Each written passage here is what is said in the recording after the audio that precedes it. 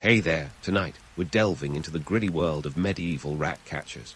A far cry from any fairy tale you've heard, where the truth is these unsung heroes faced not only relentless vermin, but the daunting spectre of plague itself.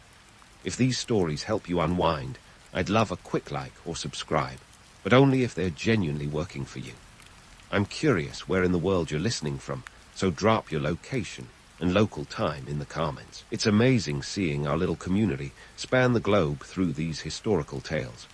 Now get comfortable, perhaps dim the lights, or find that perfect pillow position, and let's ease into tonight's journey together. Street corners in medieval cities weren't where you'd want to linger. Picture a scene that's more medieval chaos than charming cobblestones. The aroma, a delightful blend of rotting garbage, human waste, and unsurprisingly rats. Rats everywhere. You're not just existing here, you're surviving in a world teetering on the brink of disaster thanks to our little friends, the rodents. And if you're a rat catcher, this is your stage. Now, let's be clear. This isn't some glamorous gig. There's no noble quest or shining armor. It's more like a desperate dance with disease. Cities are heaving with people crammed into tiny spaces, which means every corner is a potential rat playground. You see, the medieval urban landscape was the perfect backdrop for the bubonic plague, a pandemic that wiped out up to 60% of Europe's population. We're talking about deaths in the tens of millions. It's so bad, the Black Death takes center stage in history, overshadowing the rat catchers, who, ironically, were supposed to be the bouncers of this grim nightclub. Why rats, though? Why care? Well, these little dudes were more than just pests.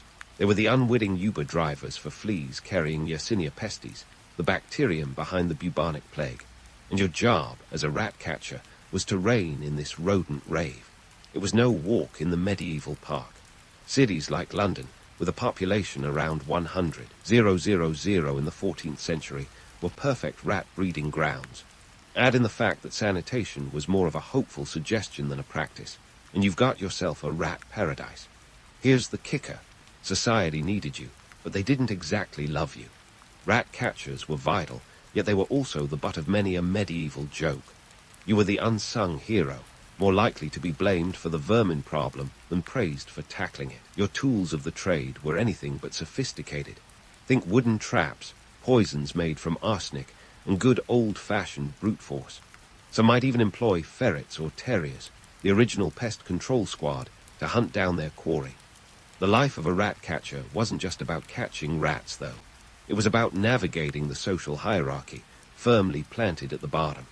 Many rat catchers came from the fringes of society. They weren't exactly on speed dial for the local lords. Yet there was a twisted respect for those who bore the grimy badge of rat catcher. After all, you were dealing with the very creatures spreading death and disease, even if your own presence was less than welcome in polite company. Economically, you were in a strange spot. The demand was constant, especially during a plague outbreak, but the work was dirty, dangerous, and poorly paid. It was a profession of necessity, not choice. The city needed you when the rat populations exploded, but they didn't want you sticking around for tea.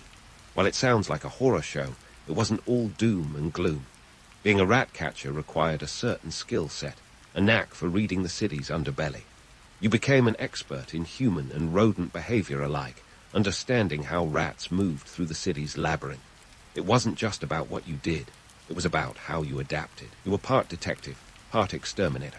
And if you were really good, you might even earn enough to put food on the table, or at least avoid being the next meal for the rats you were hunting.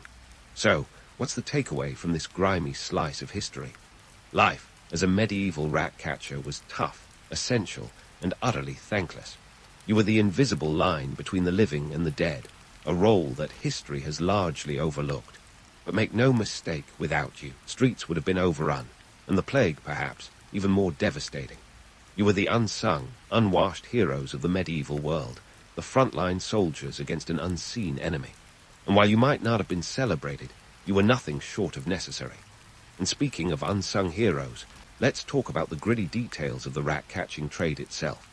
If you thought a medieval rat-catcher just strolled into town armed with a wooden stick and a dream, think again. This job required a certain grim finesse, a blend of primitive engineering and sheer audacity. The tools. Let's start with traps. Forget the sleek, spring-loaded contraptions we have today. Back then, it was more about wooden boxes with bait, designed to lure the unsuspecting rat into a death trap. These rudimentary devices, often clunky and prone to malfunction, relied on gravity and the rat's own desperation for food. Picture a basic seesaw mechanism. A rat steps on one end, the other end flips up, and bam, rat's in a box. Simple, yet effective enough to make a rat catcher's day, albeit a long one.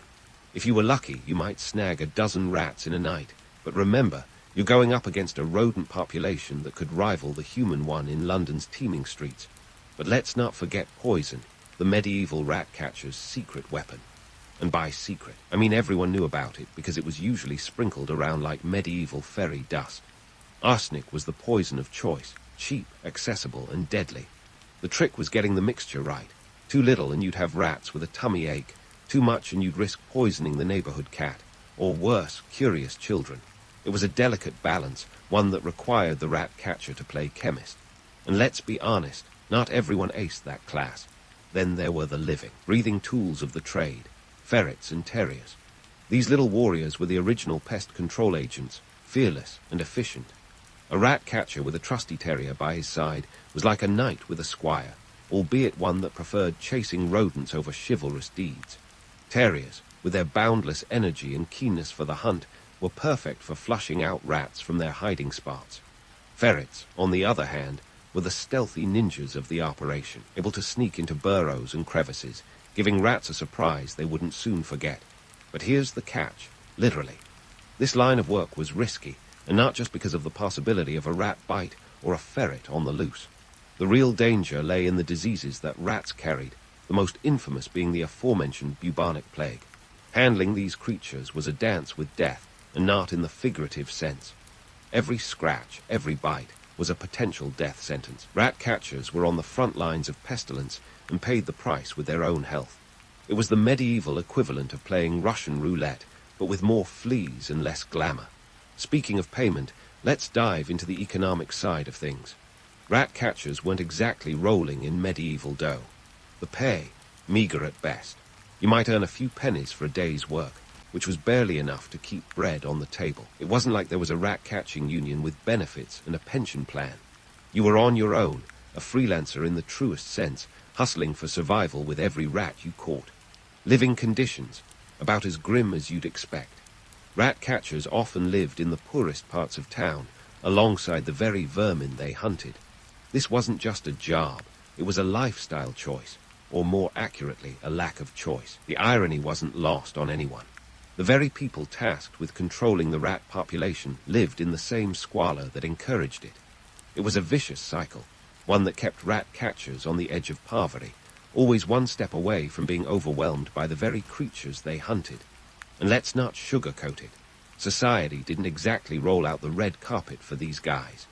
Sure, their work was crucial, but they were seen as little more than a necessary nuisance. The social ladder had many rungs, and rat catchers found themselves perpetually at the bottom, stuck in a role that was both essential and reviled. It was a thankless existence, but as the saying goes, someone's gotta do it. In a world where disease was rampant and life was cheap, the rat catcher was a paradoxical figure, both a protector and a pariah. They were the unsung, unwashed heroes of a world on the brink of chaos, and while they might not have been celebrated, they were necessary, holding the line against an enemy that, quite literally, gnawed at the foundations of medieval society. And speaking of a world teetering on the brink of chaos, let's dive into the murky waters of social stigma and the myths that swirled around rat catchers like a bad medieval cologne. Picture this. You're a rat catcher, slogging through the filth to rid the town of its rodent residents, and yet you're the one getting sideways glances at the market. Why? Because despite your best efforts, people thought you were as likely to spread disease as the rats themselves. Here's the kicker. This wasn't just idle gossip. Whole communities genuinely believed that rat catchers, with their intimate knowledge of vermin habits and habitats, could somehow conjure up rats at will. It's a bit like blaming the fireman for the fire. This twisted logic painted rat catchers as more villain than hero, a narrative that stuck like plague boils on an unwashed body. Now, you might wonder, why the hate? Well, medieval society was big on scapegoats. When the bubonic plague hit, it hit hard, decimating up to 60% of Europe's population over a few gruesome years. With death lurking in every shadowy alley, people were desperate to point fingers at anyone who might be behind this chaos. Enter the rat catcher, already knee-deep in filth and disease. It was an easy leap to think they might be bringing the pestilence along for the ride. Consider the story of the Pied Piper of Hamelin, a tale that's less whimsical fairy tale and more cautionary tale about betrayal and revenge. Historians believe it might be based on a real event in 1284, involving a missing group of children in Hamelin, Germany. But what does this have to do with rat catchers? Well, the Pied Piper himself was essentially a glamorized rat catcher. The townsfolk needed him to rid their streets of rats, but when it came time to pay up, they balked. So he took matters into his own hands, allegedly leading their children away in retaliation.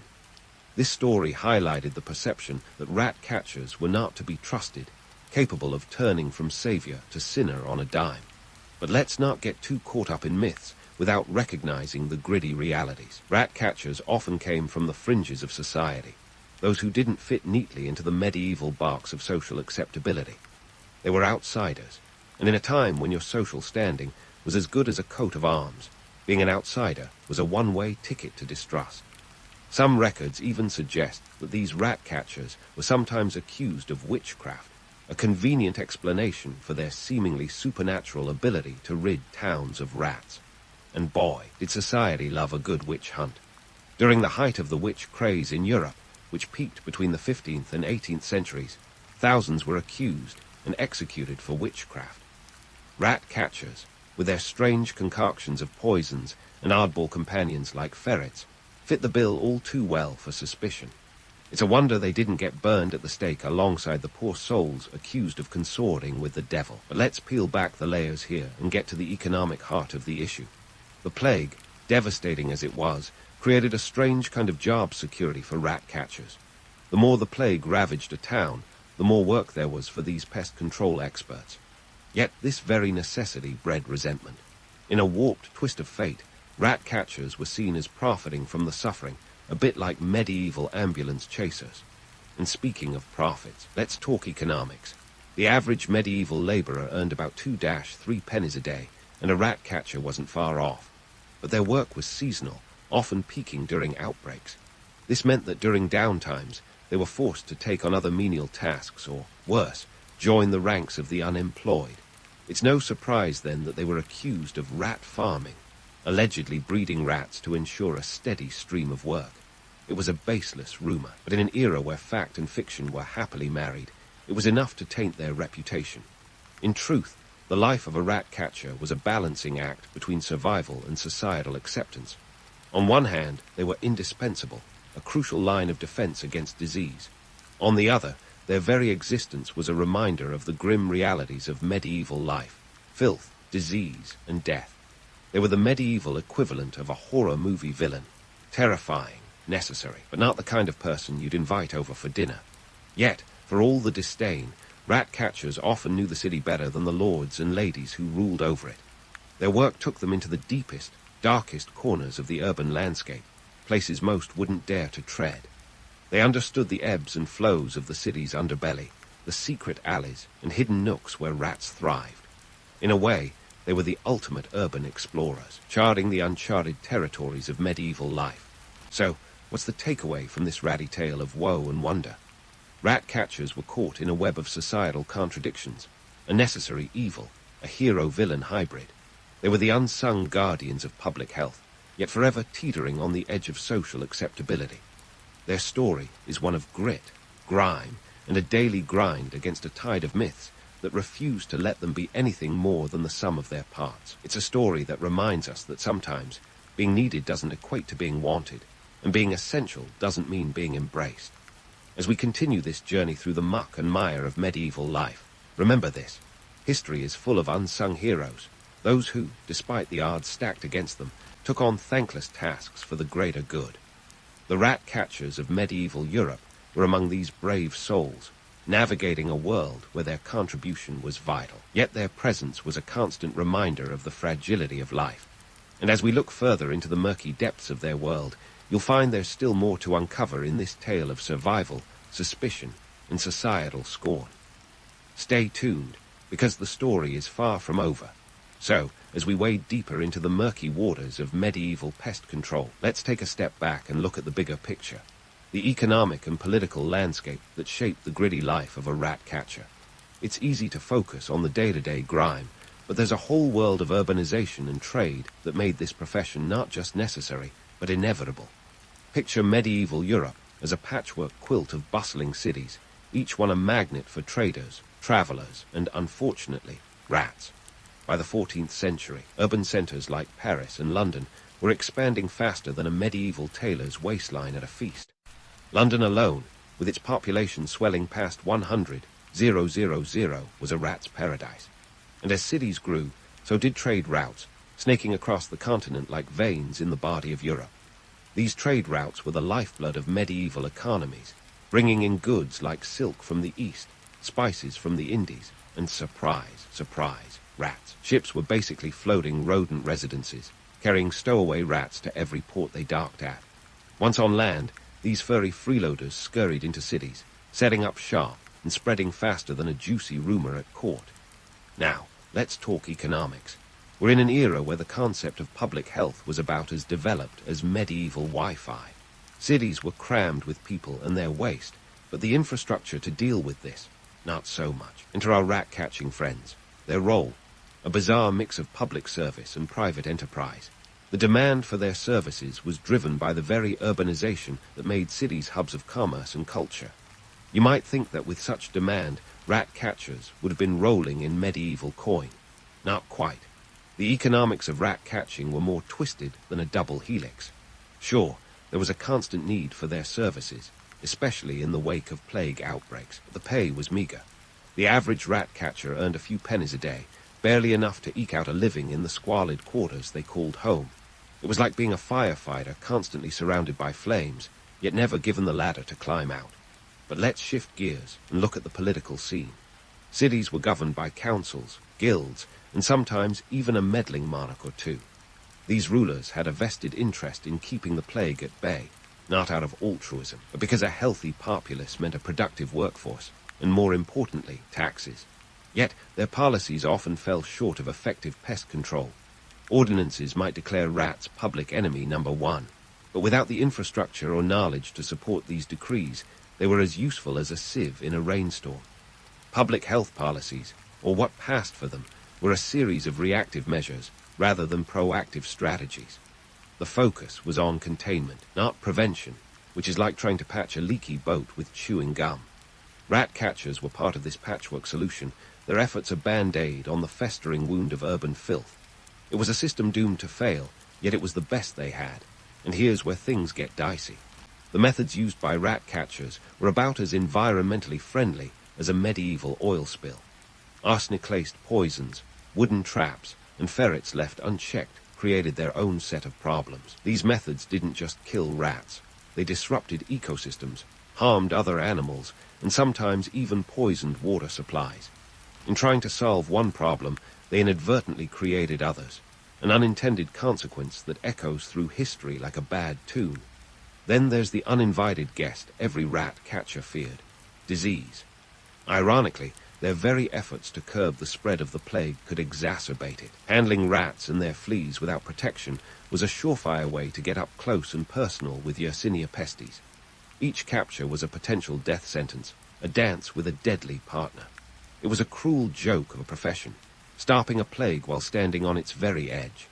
In this tangled web of urban growth, trade, and rudimentary public health, rat catchers were the unsung heroes, or perhaps the tragic figures, of the medieval world. They were caught in a cycle of necessity and neglect, their stories woven into the fabric of a society struggling to cope with its own burgeoning complexity. So, where does that leave us? In a world where economic forces and political realities shaped lives as much as personal choices, rat catchers were at the mercy of a system that needed them, but neither valued nor understood them. They were both a product and a victim of their time, navigating a landscape as treacherous as it was transformative. As we untangle the threads of their story, remember that history isn't just a series of dates and events. It's the messy, complex tale of people trying to make their way in a world that's often unfair and unforgiving. The rat catchers of medieval Europe were no exception. Their lives a testament to the resilience of the human spirit in the face of overwhelming odds. And as we continue this journey, there's still more to uncover in their tale of survival, suspicion, and societal scorn. Hang tight, because the story is far from over. So, we've meandered through the gritty alleys of medieval Europe, dodging rats and uncovering the less glamorous side of pest control. Now, let's pivot to the legacy of these unsung vermin warriors, the rat catchers. Spoiler alert, their story is less knights in shining armor and more grubby guardians of the gutter. But isn't that the beauty of it? The stark truth is often more compelling than any romanticized tale we conjure up. Let's start by busting a big myth. The idea that these rat catchers were somehow the medieval equivalent of superheroes, swooping in to save towns from doom. In reality, they were more like reluctant protagonists in a story that never quite made it to the bestseller list. Sure, their work was essential, but the glamour was largely invented by later storytellers who preferred a tidy narrative to the messier truth. Take the Pied Piper legend, for instance. It's tempting to see him as a charming hero, but dig a little deeper, and you find a tale of deceit and revenge, a far cry from Disney material. The reality is, these rat catchers were the necessary cogs in a machine that barely functioned. They were the ones who got their hands dirty, so others could maintain the illusion of cleanliness. And while they might not have been celebrated in their time, their legacy is felt in every modern pest control method we have today. Those rudimentary traps and poison mixes, the forebears of today's sophisticated pest control arsenal. Fast forward to the 21st century, where pest control has evolved into a multi-billion-dollar industry. The work of our medieval friends laid the groundwork. So next time you see an exterminator van parked on your street, give a nod to history. Without those early rat catchers, we might still be battling rodents with little more than sticks and a prayer. Now, here's a twist. Society's view of dirty work hasn't really changed all that much. We still need those willing to do the jobs that others shy away from, yet acknowledgement and respect are often in short supply. Whether it's sanitation workers, waste collectors, or today's pest control experts, these roles often remain undervalued. Even though we've traded medieval grime for modern convenience, the stigma lingers like a bad smell. What's fascinating is how history has a way of repeating itself. The rat catchers of medieval Europe faced societal scorn, living on the fringes while performing an essential service. Today, essential workers often find themselves in a similar bind, applauded during a crisis, yet quickly forgotten once the storm passes. It's a cycle as old as time, and one we seem destined to repeat unless we really learn from the past. But let's not get too cynical. There's a silver lining here. With the rise of social media and a more connected world, there's a growing awareness and appreciation for those doing the so-called dirty jobs. The narrative is shifting, albeit slowly, towards recognizing the value and dignity in all work. Maybe, just maybe, this time we'll break the cycle and give credit where it's due. As we wrap this up, let's reflect on the fact that the real legacy of the medieval rat catcher isn't just about pest control. It's a testament to human resilience and ingenuity in the face of impossible odds. They were the realists in a world full of dreamers, doing what needed to be done without the expectation of praise or glory. So, the next time you hear a rustle in the walls or see something scurry across the floor, spare a thought for those medieval rat catchers. They may not have had the tools or the technology, but they had grit and determination. And that, dear friends, is a legacy worth remembering. History may not have sung their praises, but here we are, giving them a nod of respect centuries later. And there you have it, a journey through the annals of history, one rat at a time. From the cobblestone streets of medieval cities to the bustling urban centers of today, the story of the rat catcher is a reminder that every hero, no matter how unsung, plays a crucial role in the grand tapestry of history. So, whether you're battling rodents or tackling modern challenges, remember, sometimes the grimiest jobs have the greatest impact. Cheers to the unsung heroes, past and present. In the grand tapestry of human history, the Indus Valley civilization is like that band you've never heard of that somehow sold out stadiums. Stuck between the Indus and Gagahakra rivers around 2600 BCE, this civilization popped up with a level of urban planning that would make modern city designers weep into their blueprints. And they managed it all without the gift of GPS, Google Maps, or even a decent compass. Now, let's talk geography. The Indus Valley is smack dab in what we today call Pakistan and northwest India, and it covered a whopping 25 million square kilometers. That's nearly 5 times the size of the UK. Imagine trying to organize a civilization across that expanse without emails, phones, or even smoke signals. These folks were operating on pure ingenuity and perhaps a few strong cups of ancient brew. The Indus Valley people didn't just set up camp. They built cities like Harappa and Mohenjo-Daro, which weren't your average ancient settlements. These places were meticulously planned, with grid streets that would make any modern urban planner jealous. No chaotic, winding medieval streets here, just straight lines and right angles, like a math teacher's dream or a perfectionist's paradise. Forget Rome, which took centuries to build. These guys were erecting architectural marvels when Europeans were still trying to figure out how to stack stones without making a mess. These cities were also equipped with a level of sanitation that would outshine some modern-day locales. Mohenjo-Daro had a complex sewage system featuring covered drains running alongside the main streets. While today we might grumble about roadworks, back then they were busy creating an underground network that would make New York City's subway system look like a kid's model train set. Of course, none of this came easy. Coordinating such a vast area required a level of organization and social structure that we're still trying to fully understand. Picture this. No central ruler that we know of, no grand palaces or temples, yet they pulled off a civilization that was more sophisticated than your average summer blockbuster plot. The people of the Indus Valley were also savvy traders, dealing in goods that ranged from lapis lazuli, because who doesn't need a bit of blue bling, to cotton, which they were the first to cultivate. They traded with distant lands like Mesopotamia, proving that even in ancient times, people loved a good import. Imagine the logistics: camels, carts, boats, and a lot of bartering. No Amazon Prime here, just good old-fashioned trade routes and persistent merchants. And speaking of persistence, let's not forget about their writing system. Indus script, a collection of symbols still undeciphered today, is the ancient equivalent of a cryptic crossword with no answers. It's tantalizing and frustrating, like trying to solve a Rubik's Cube blindfolded. We might not crack it any time soon, but it adds to the mystique of a civilization that, despite its achievements, still holds many secrets. The rise of the Indus Valley civilization isn't just a tale of bricks and mortar. It's a story of human ingenuity, of people who thrived in an environment that demanded creativity and cooperation. Sure, they didn't have to worry about rush hour traffic or zoning laws, but organizing a society that vast and advanced without a central command is nothing short of a marvel. From their efficient water management systems to their thriving trade networks, the people of the Indus Valley show us that civilization is as much about innovation and adaptability as it is about power and conquest. In a world where we often equate greatness with military might, the Indus Valley reminds us that true progress can also come from the quiet, calculated genius of urban planners and the collective will of a society determined to make the most of their corner of the world. So, as you settle into your comfortable modern life, spare a thought for these ancient pioneers who were laying the groundwork for urban living long before most of the world caught on.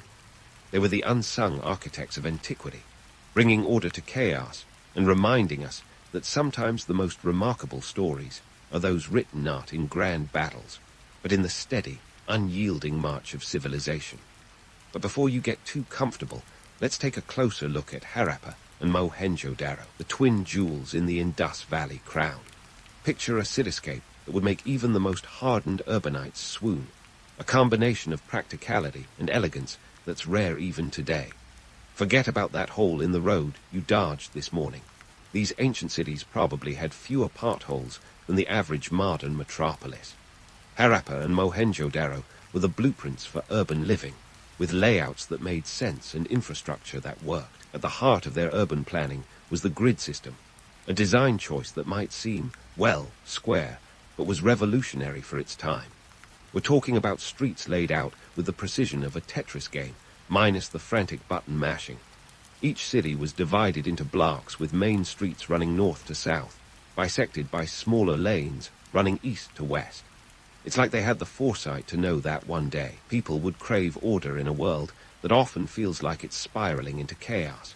And let's not overlook their impressive sewage systems. While today's cities struggle with crumbling infrastructure and overflowing drains, the Indus Valley folks had it figured out over 4,000 years ago.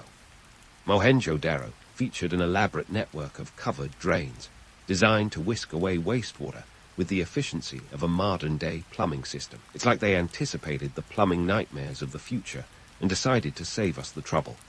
Each house was connected to this system, which means every resident had access to sanitation that some parts of the world still aspire to achieve. Talk about a civilization that was ahead of its time.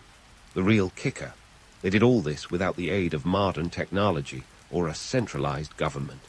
No mayor's office issuing zoning permits, no public works department managing road repairs. Just a collective understanding that a well-organized city benefits everyone. It's almost like they were the original proponents of smart cities, minus the digital gadgets and data analytics. Yet, while we marvel at their municipal achievements, the Indus script remains an enigma wrapped in a mystery. Imagine the frustration of archaeologists who, upon discovering this ancient writing, found themselves staring at symbols that refused to give up their secrets. With over 400 distinct signs, the Indus script is like a game of charades played by people who forgot to agree on the rules. Despite numerous attempts, it remains undeciphered, a silent testament to a civilization that communicated in ways we still don't understand. Why didn't they leave behind a Rosetta Stone to help us out? Good question. Maybe they were too busy perfecting their urban designs, or perhaps they enjoyed the idea of future generations scratching their heads in confusion. Whatever the reason, it adds to the allure of the Indus Valley, an ancient world where the mundane was anything, and where the mysteries are as enduring as the bricks that built their cities. Now, some might suggest that the lack of grand palaces or temples means the Indus people were egalitarian. But let's not romanticize too quickly. Equality in ancient times is like the unicorn of historical narratives, lovely in theory, but elusive in reality. The absence of ostentatious structures could just as easily point to different priorities, perhaps a focus on community over individual glory. Or maybe they just had better things to do than build monuments to themselves. Economically, the Indus Valley was a powerhouse. Trade was their bread and butter, as they exchanged goods with lands as far-flung as Mesopotamia. Imagine the logistical feats involved. No GPS to guide them, no modern shipping containers, just sheer determination and a knack for negotiation. Their cities were hubs of commerce, bustling with activity as goods moved in and out, fueling a civilization that thrived on connectivity. But let's not get carried away with the romance of it all. Even in this well-organized society, life would have had its challenges. The climate was harsh, the rivers unpredictable, and resources had to be managed with care. The Indus people were nothing if not resilient, adapting to their environment with a level of ingenuity that seems almost superhuman. They didn't just survive, they thrived, turning their corner of the world into a testament to human capability. So, as you navigate the potholes and plumbing issues of your own urban jungle, spare a thought for the ancient denizens of Harappa and Mohenjo-Daro. They remind us that while the tools and technologies may change, the fundamental challenges of urban living remain surprisingly consistent. And perhaps, somewhere in those undeciphered symbols, lies the secret to a well-planned city, a code just waiting for the right key to unlock its mysteries. In the meantime, we continue to dig, both literally and figuratively, into the depths of the Indus Valley, driven by the knowledge that history, much like the cities themselves, is built layer by layer, each discovery bringing us a step closer to understanding a civilization that was far more than the sum of its parts. Speaking of layers, let's peel back the onion on the Indus Valley's economy and social structure. Imagine a bustling ancient market, not unlike the chaos of a Black Friday sale, but without the elbows and shopping carts. Here, merchants exchanged everything from grains to precious stones, and their reach extended all the way to Mesopotamia. Yes, folks, these ancient traders were the original globetrotters, covering distances that would make even Marco Polo break a sweat. They were the Jeff Bezoses of their time, minus the drones and 2-day shipping, but with a network that spanned thousands of kilometers. Now, Brace yourself for some serious logistics. The Indus people didn't have the luxury of tracking numbers or customer service hotlines. Their trade routes were like the Silk Road's little siblings, winding through treacherous terrain, with camels and boats as their trusty shipping partners. And let's not overlook the goods. Lapis lazuli, carper, and shells were hot commodities, and the Indus Valley was the place to get them. They were dealing in more than just goods. They were exchanging ideas and culture, a prehistoric version of cultural globalization. But before we get too misty-eyed about the romance of ancient trade, let's talk hard numbers. Archaeological evidence suggests that Harappa and Mohenjo-Daro were economic powerhouses. They minted weights and measures with such precision that even the most anal-retentive accountant would approve. These guys were serious about standardization, ensuring that a kilogram in Harappa was the same as a kilogram in Mohenjo-Daro. It was like ISO certification, ancient style. Now, let's address the elephant in the room, or rather, the lack of them. No grand palaces or temples have been unearthed in the Indus Valley, which is either a testament to their humility or their skills at camouflaging the VIP lounge. Some have romanticized this absence as evidence of an egalitarian utopia, but let's not kid ourselves. Even in societies claiming equality, someone's always got the better seat.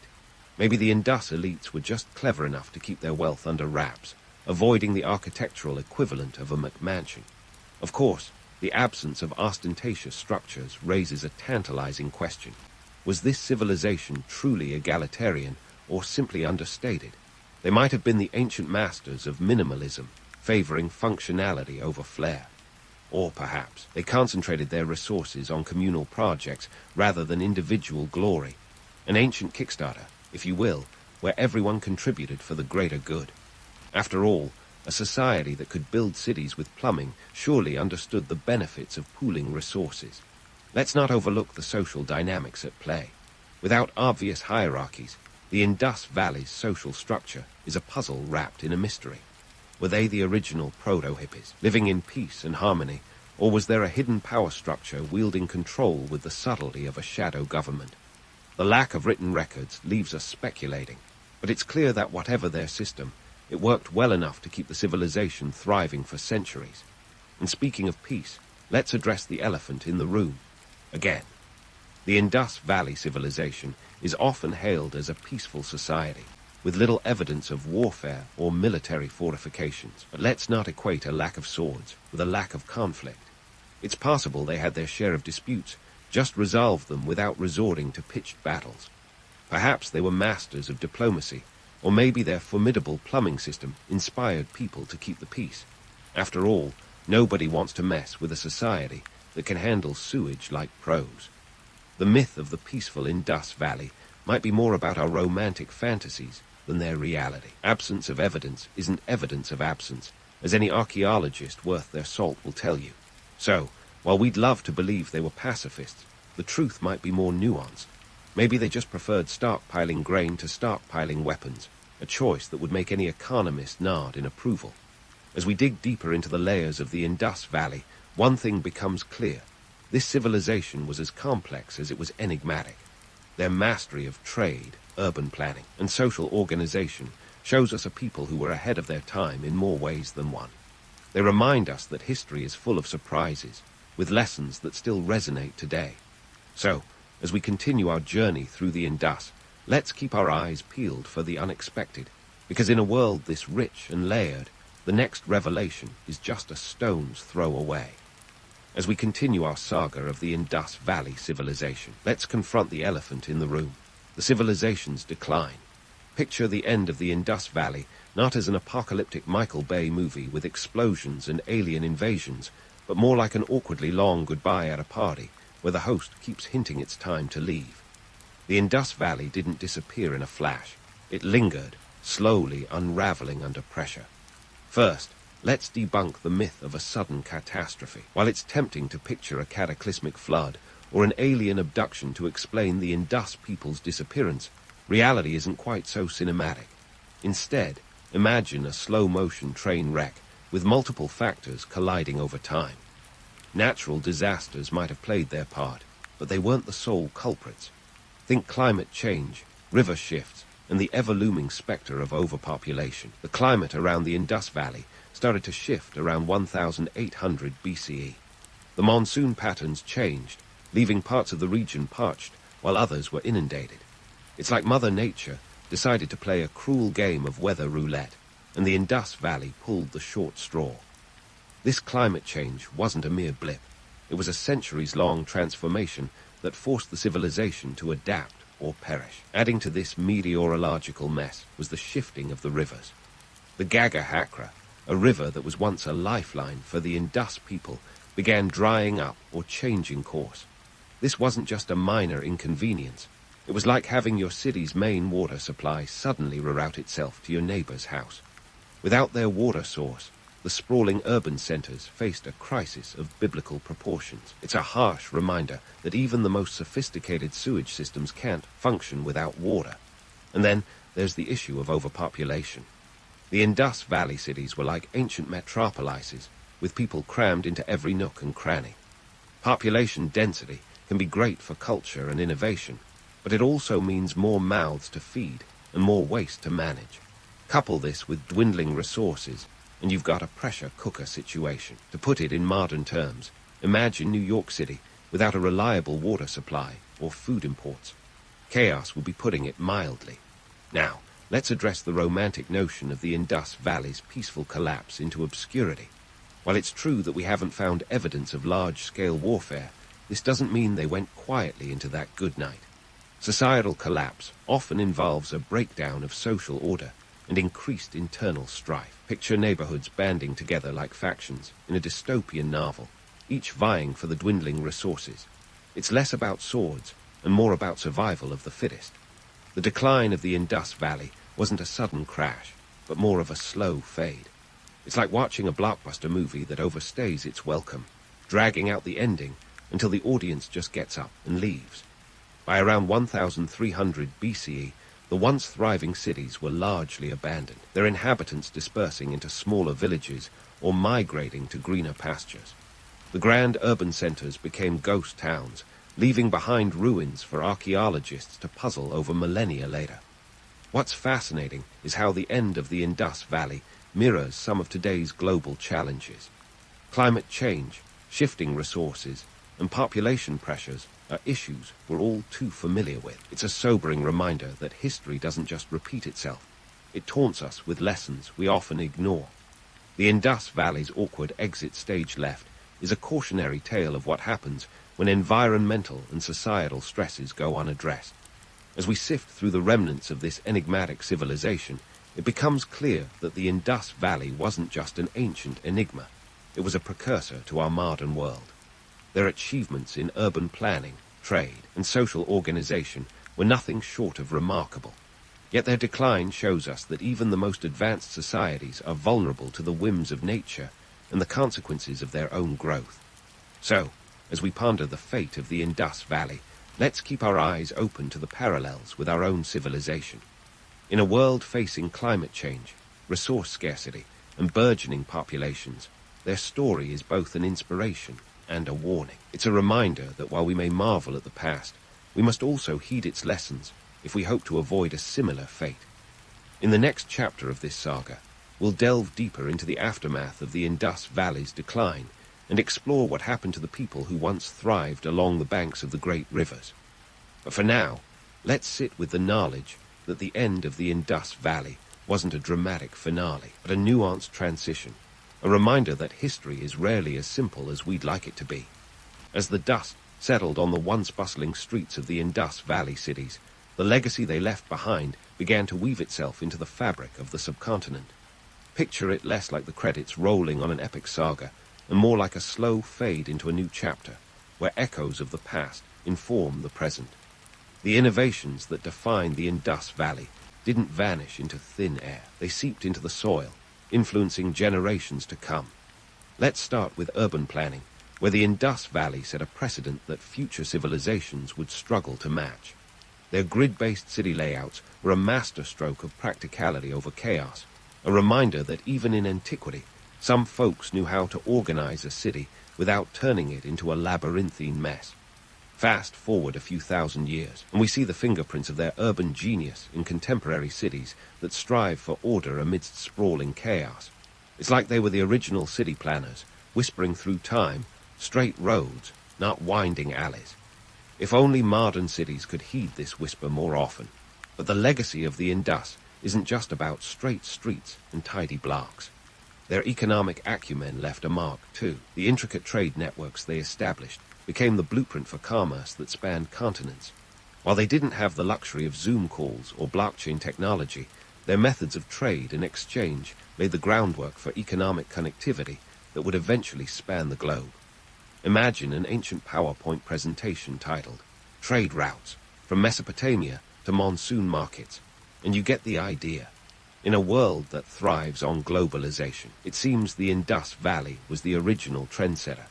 Now, let's not gloss over their social structures, which were as intriguing as they were elusive. The absence of grandiose palaces or temples could suggest a society that valued communal welfare over individual aggrandizement, or perhaps they were just minimalist hipsters ahead of their time. Either way, the Indus Valley's social fabric hints at a collective ethos that resonates with today's movements towards community-driven initiatives and sustainable living. They might not have had hashtags or viral campaigns, but their societal approach would probably get a thumbs up from the most ardent social reformers of our age. Even their sanitation systems, those marvelous feats of ancient engineering, left an indelible impression. You might not think much of it while navigating modern plumbing, but the Indus Valley's approach to waste management was revolutionary. Their covered drains and standardized sanitation practices were the ancient equivalent of a 5-star Yelp review for urban living. It's a sobering thought that some regions today still strive to achieve the hygiene standards that the Indus Valley folks mastered millennia ago. Talk about being ahead of the curve, literally and figuratively. Now, as we look back at the mystique of the Indus Valley, it's tempting to romanticize their achievements. But let's not forget that their success was born out of necessity. They didn't set out to become legends. They were simply responding to the challenges of their time with ingenuity and a dash of audacity. It's a reminder that sometimes progress is less about grand visions and more about solving day-to-day problems with a bit of creativity. The Indus Valley was a testament to the idea that greatness often arises from the mundane, a notion that should reassure anyone struggling to find meaning in the daily grind. But what would those ancient citizens think if they could peek into our world today? Let's take a moment to entertain the thought. Imagine an Indus Valley resident, perhaps a savvy trader or a meticulous urban planner, transported to our modern era. They'd probably marvel at the skyscrapers, baffled by our obsession with vertical living when they had perfected horizontal expansion. The concept of virtual meetings might seem like sorcery, while the idea of having groceries delivered to your door at the click of a button would be as mind-boggling as deciphering their own script. And speaking of scripts, the undeciphered symbols of the Indus Valley might leave them chuckling at our persistent attempts to crack their code. Perhaps those symbols were never meant to be a grand narrative, but served as a practical tool, like a shopping list or a ledger. The joke might be on us for trying to turn their everyday shorthand into the next great literary discovery. Finally, they might have a wry smile for our environmental struggles, nodding knowingly at the challenges of climate change and resource management. After all, they lived through their own ecological upheavals, and their story is a reminder that nature can be both a benefactor and a harsh taskmaster. They might gently remind us that while technology has advanced, the fundamental challenges of living in harmony with the environment remain as daunting as ever. So, as we wrap up this exploration of the Indus Valley civilization, let's carry forward the lessons they left behind. Their legacy isn't just a tale of ancient wonders. It's a call to embrace innovation, adaptability, community. In a world that often feels as chaotic as those medieval streets the Indus planners would have scoffed at, their story offers both a blueprint and a cautionary tale. It's a reminder that while we may stand on the shoulders of giants, we must also tread carefully, lest we repeat their mistakes. And with that, we bid farewell to the Indus Valley, not as a forgotten footnote in history, but as a vibrant chapter that still speaks to us today. As you ponder their achievements, let's toast to the unsung architects of antiquity, whose whispers through time remind us that the past is never just the past. It's the prologue to our own unfolding story. Beneath the rolling mists of ancient Europe, where the rain never seemed to take a day off, the Celts built a world as vibrant as their myths and as complex as a druid's grocery list. Spanning from 1200 BC until the Romans decided to crash the party, the Celts were like the original pan-Europeans, with their influence stretching from modern-day Turkey to the Emerald Islands of Britain and Ireland. They were the OGs of cultural diffusion, long before it was cool. Now, if you're thinking of the Celts as some monolithic, kilt-wearing tribe, let's pump the brakes. These guys were more like a loose confederation of tribes, each with its own quirks and idiosyncrasies. They didn't have a Celtic union, but they shared enough similarities to be considered part of the same club. Think of it like a sprawling, ancient version of a book club, minus the wine, but with a whole lot of spiritual fervor. Their religious beliefs were about as complex as assembling flat-pack furniture with missing instructions. They practiced animism, which is a fancy way of saying they saw spirits in everything, from the groves of sacred trees to the swirling waters of their rivers. If it moved, breathed, or even stood still long enough, it was fair game for a bit of spiritual reverence. This animistic belief system wasn't just a quirk. It was the very fabric of their existence. It intertwined with their daily lives, politics, and social structures like a mischievous Celtic knot. Now, you might be wondering about those druids, a name that conjures images of bearded mystics conjuring spells in the moonlight. Spoiler alert, druids weren't the Gandalf of the Celtic world. They were more like a blend of priests, judges, and professional advisors, which admittedly sounds less mystical, but infinitely more practical. These guys were the walking Wikipedias of their day, revered not just for their spiritual insight, but for their encyclopedic knowledge of law, culture, and science. No pointy hats were required, just a sharp mind and a knack for memorizing seemingly endless amounts of lore. The Romans, with their love for documentation and an eye for the dramatic, painted the Celts as wild, untamed barbarians. But that's only part of the picture. Sure, the Celts were fierce warriors. Just ask any Roman who encountered them in battle, but they were also skilled craftsmen, traders, and even poets. They weren't just swinging swords, they were swinging paintbrushes too, crafting intricate designs that could make any modern tattoo artist envious.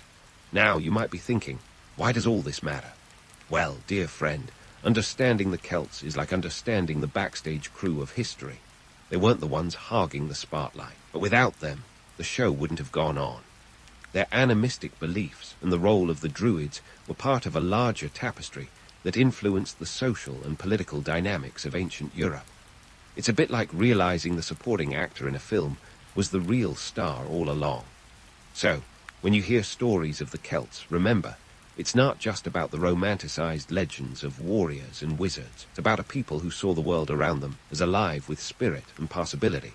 A people who navigated the complexities of their time with a mix of reverence and practicality. A balancing act that would make even the most seasoned tightrope walker break a sweat. And as we continue to unravel their story, know that it's not just history. It's an adventure through the minds and beliefs of a people who saw the world in a way that was uniquely, unapologetically Celtic. Now, speaking of Celtic adventures, let's dive into the divine soap opera that was the Celtic pantheon. Imagine a neighborhood where the gods were less about sitting on cloud thrones and more about mingling with the common folk. The Celts didn't just reserve their worship for the great and mighty sky-dwellers. Their deities had a local flair, each with a story as colorful as a Celtic knot. First up, meet Lugus, or as I like to call him, the god with 1,000 faces. Lugus was a bit of a jack-of-all-trades, kind of like the Swiss army knife of gods. Whether it was war, healing, or craftsmanship, Lugus had his divine fingers in many pies. He wasn't just a god of the big-picture stuff. He was intimately involved in the nitty-gritty of daily life. Lugus was so popular that he had cities named after him. Lugdunum, which is now Lyon in France, for instance. And no, this wasn't a case of ancient branding or ego, was a sign of his immense influence. Now, if you're looking for a goddess with a touch of magic and a whole lot of heart, Brigid is your deity. She wasn't just the goddess of spring and fertility. She was the patroness of poets and blacksmiths, a combination that sounds odd until you realize both require a spark of creativity and a bit of heat.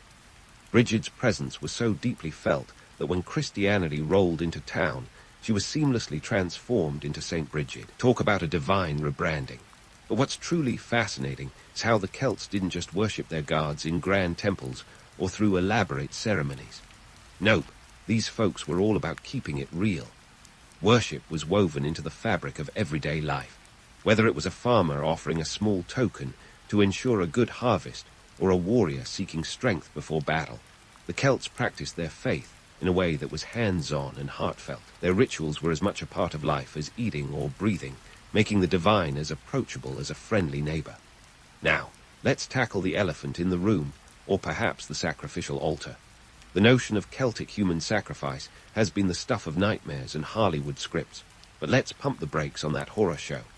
Julius Caesar, while undoubtedly a historical heavyweight, had a penchant for embellishment that would make even the most creative storyteller blush. According to his accounts, the Celts were all about the human sacrifices, but historians have raised more than a few skeptical eyebrows at these tales. Caesar, after all, was trying to justify his conquest of Gaul by painting the Celts as savages in need of Roman civilization. And while there's evidence of ritual sacrifices in Celtic culture, the scale and frequency are highly debated. Consider this. Archaeological evidence shows that animal sacrifices were far more common, and human bones found in ritual contexts are often explained as burials rather than sacrifices.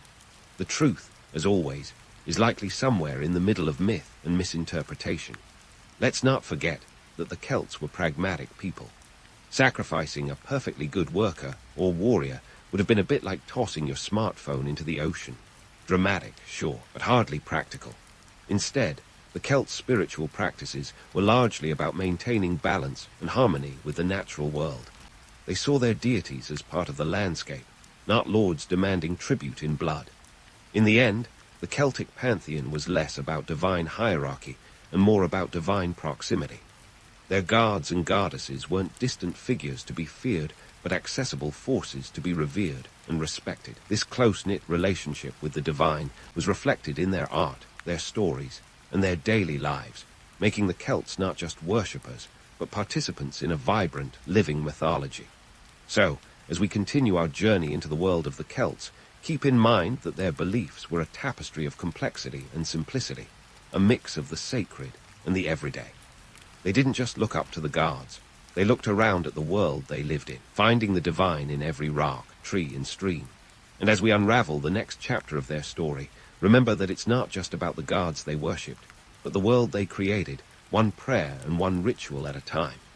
Stay tuned, because this Celtic adventure is far from over. And speaking of the world they created, let's take a stroll through the sacred spaces of the Celts. Spoiler alert, it's not just about Stonehenge, although we'll get to those iconic stones in a bit. Imagine a world where your everyday surroundings weren't just landscape, but living, breathing entities with their own spiritual zip codes. The Celts were masters of finding the divine in the mundane, and their sacred spaces reflect that beautifully.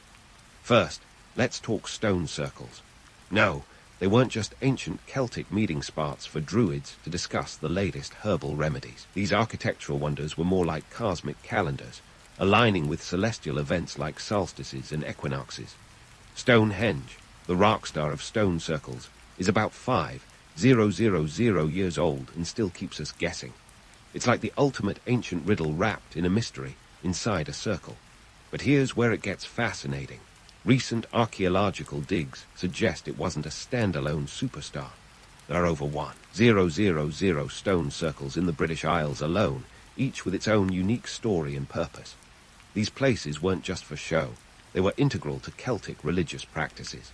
Picture this. A midsummer festival, the sun rising precisely between two towering stones, casting long shadows as people gather to mark the season. It's a cosmic theater, and everyone has a front row seat. The Romans, with their penchant for grandiosity, found these gatherings both enchanting and a tad unnerving. Here were people worshipping under the open sky, without a need for marble temples or gilded statues. It was raw, earthy, and undeniably powerful. But let's not get too starry-eyed. The Celts didn't just worship among the stones. Sacred groves, those lush, leafy sanctuaries, were equally significant. Imagine an ancient forest cathedral where each tree is a pillar of wisdom, and the canopy above is the vaulted ceiling.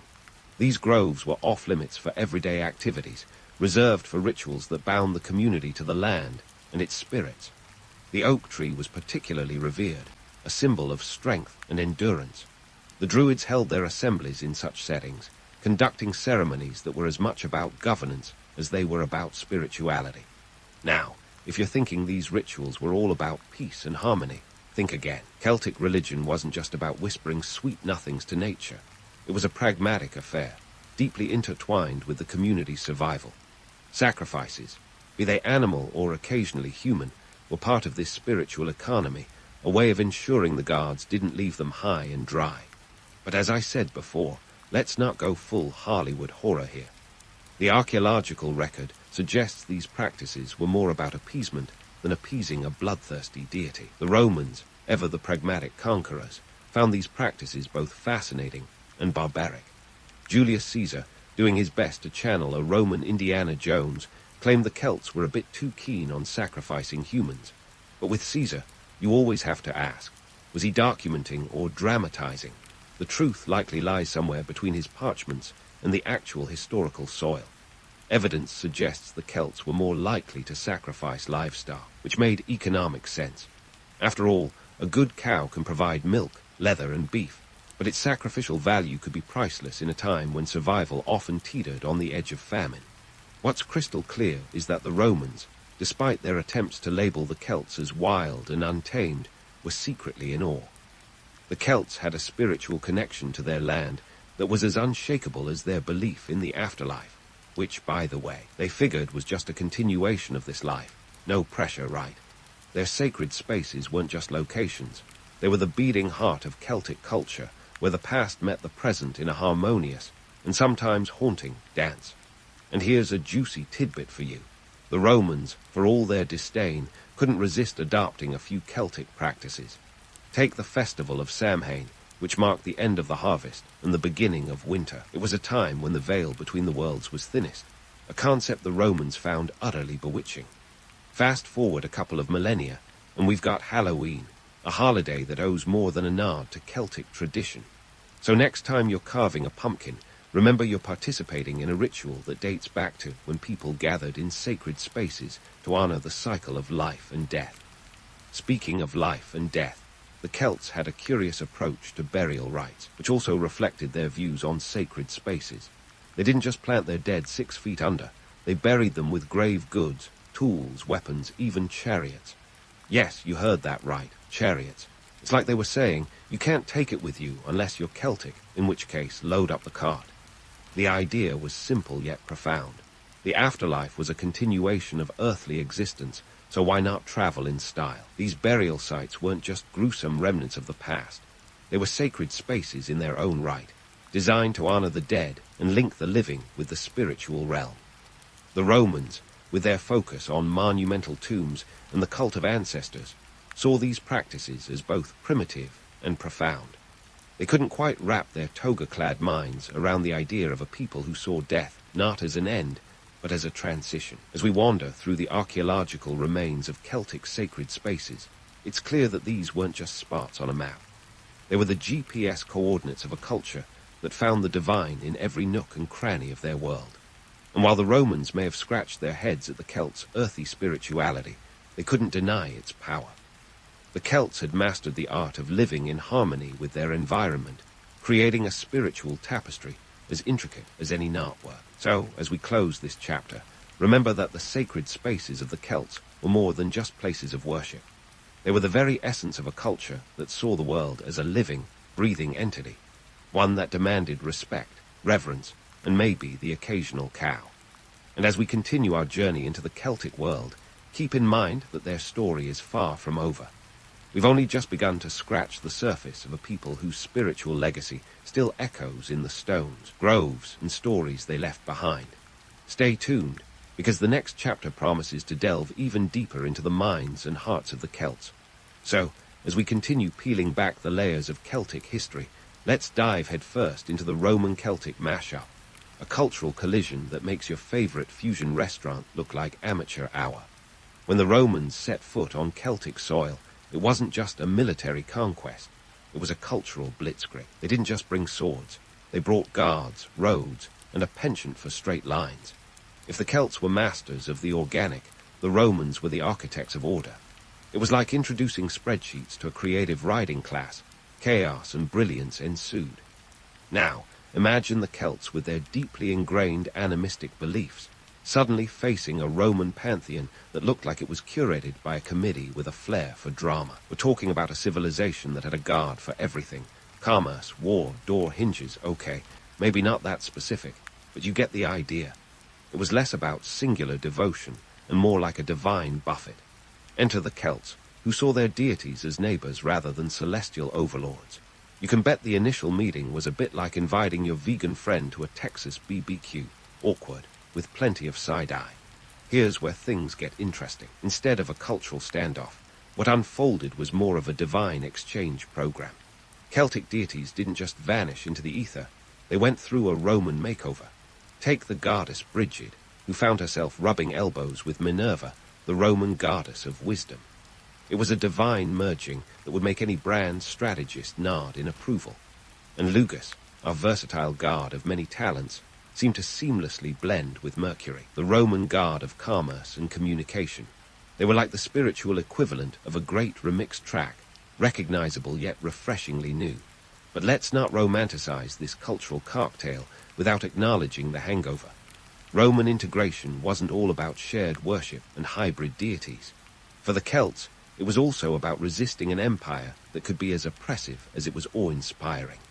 Sure, the Romans brought infrastructure, roads that made travel easier and aqueducts that whispered promises of clean water. But they also imposed taxes and laws that felt as foreign and unwelcome as a surprise visit from the in-laws. The economic context is crucial here. Before Roman boots hit the ground, Celtic tribes thrived on a barter system that was as fluid as their belief in the supernatural. The Romans, however, introduced a coin-based economy that was less an evolution and more a revolution. Suddenly, wealth wasn't just about cattle or finely crafted weapons, but about silver and gold. This shift wasn't just a monetary change, it was a psychological one.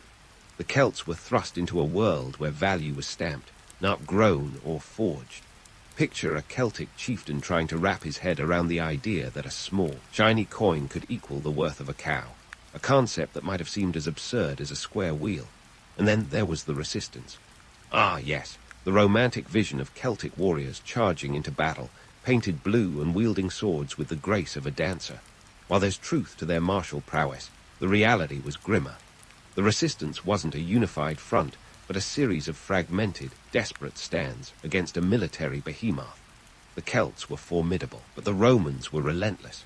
They were as disciplined as a military boot camp instructor, and their legions were the ancient world's answer to an unstoppable machine.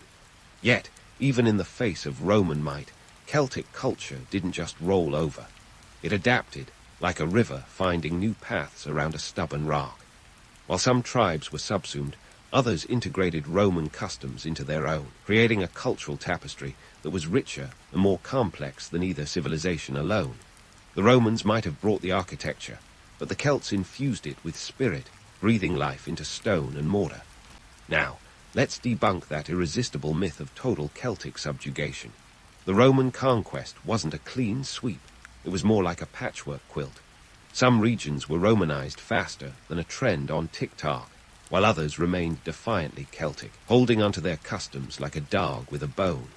The result was a fascinating cultural mosaic, where a Roman temple might stand proudly beside a Celtic sacred grove, each honoring gods that were becoming ever more intertwined.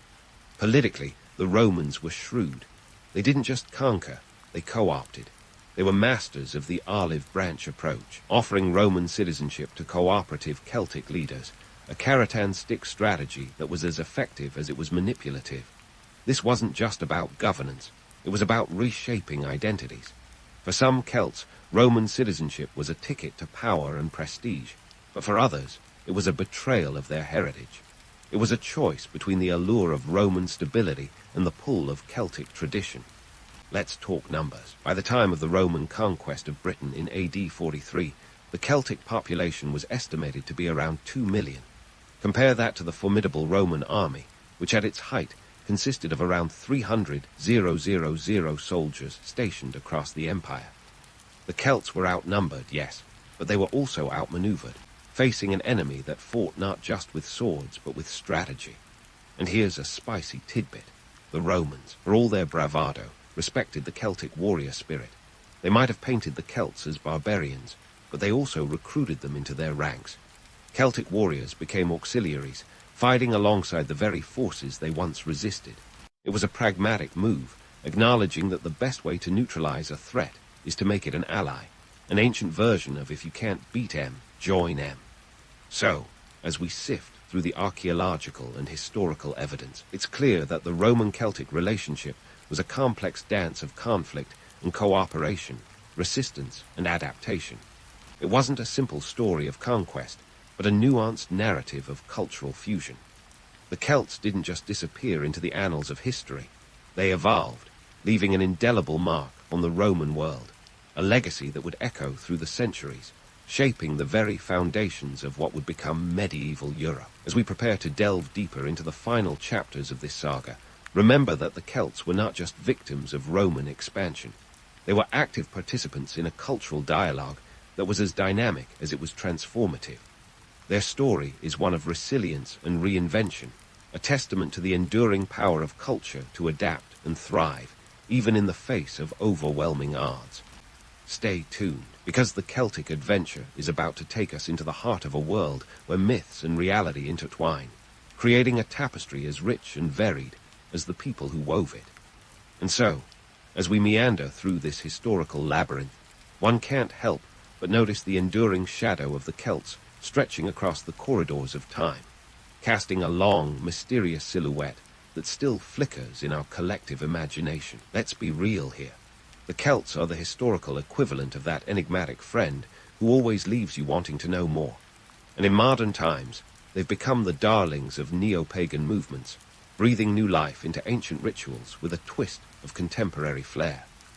Neo-paganism, with its penchant for resurrecting old gods and dusty traditions, has latched onto Celtic spirituality like a hipster on a vintage vinyl. This revival isn't just a nostalgic nod to a lost world. It's a reimagining that speaks to a modern longing for connection with nature and the mystic. Today, you'll find neo-pagans celebrating Beltane with more enthusiasm than a kid in a candy store, complete with bonfires and flower crowns, all in the name of rekindling the ancient Celtic fire. And let's not forget the Druids, those enigmatic figures who've undergone a bit of a PR overhaul in the modern era. Once considered the wise gatekeepers of Celtic knowledge, they've been reborn in the popular imagination as mystical, eco-friendly sages. Modern Druidry, while not exactly a carbon copy of its ancient counterpart, often emphasizes environmental stewardship and community, ideals that resonate with today's quest for sustainability. It's a spiritual remix where the old meets the new, creating a harmony that speaks to both the heart and the planet. But here's where the waters get a bit murky. Neo-pagan movements, while drawing from rich traditions, often blur the lines between historical authenticity and romanticized fiction. The reality is, much of what we know about Celtic spirituality is shrouded in mystery, with archaeological evidence and Roman accounts like Julius Caesar's often being our only windows into the past. It's a bit like trying to piece together a jigsaw puzzle with half the pieces missing and a Roman narrator with a flair for the dramatic. Speaking of drama, let's dive into popular culture's portrayal of the Celts. Hollywood and literature have done a bang-up job of painting the Celts as mystical warriors, their tales often laced with a heavy dose of magic and mystery. Think Braveheart meets Game of Thrones, with a soundtrack by Enya. The truth, as you might guess, is a tad less glamorous. The Celts were indeed fierce fighters, but they were also farmers, traders, and artisans. They had families to feed and fields to plough, hardly the stuff of epic fantasy, but essential to their survival. This romanticized vision isn't without its appeal, though. In a world increasingly dominated by technology and urban sprawl, the idea of a people deeply connected to the earth, living in harmony with nature, is undeniably seductive. It's a narrative that speaks to our deepest yearnings for authenticity and simplicity in an age of complexity.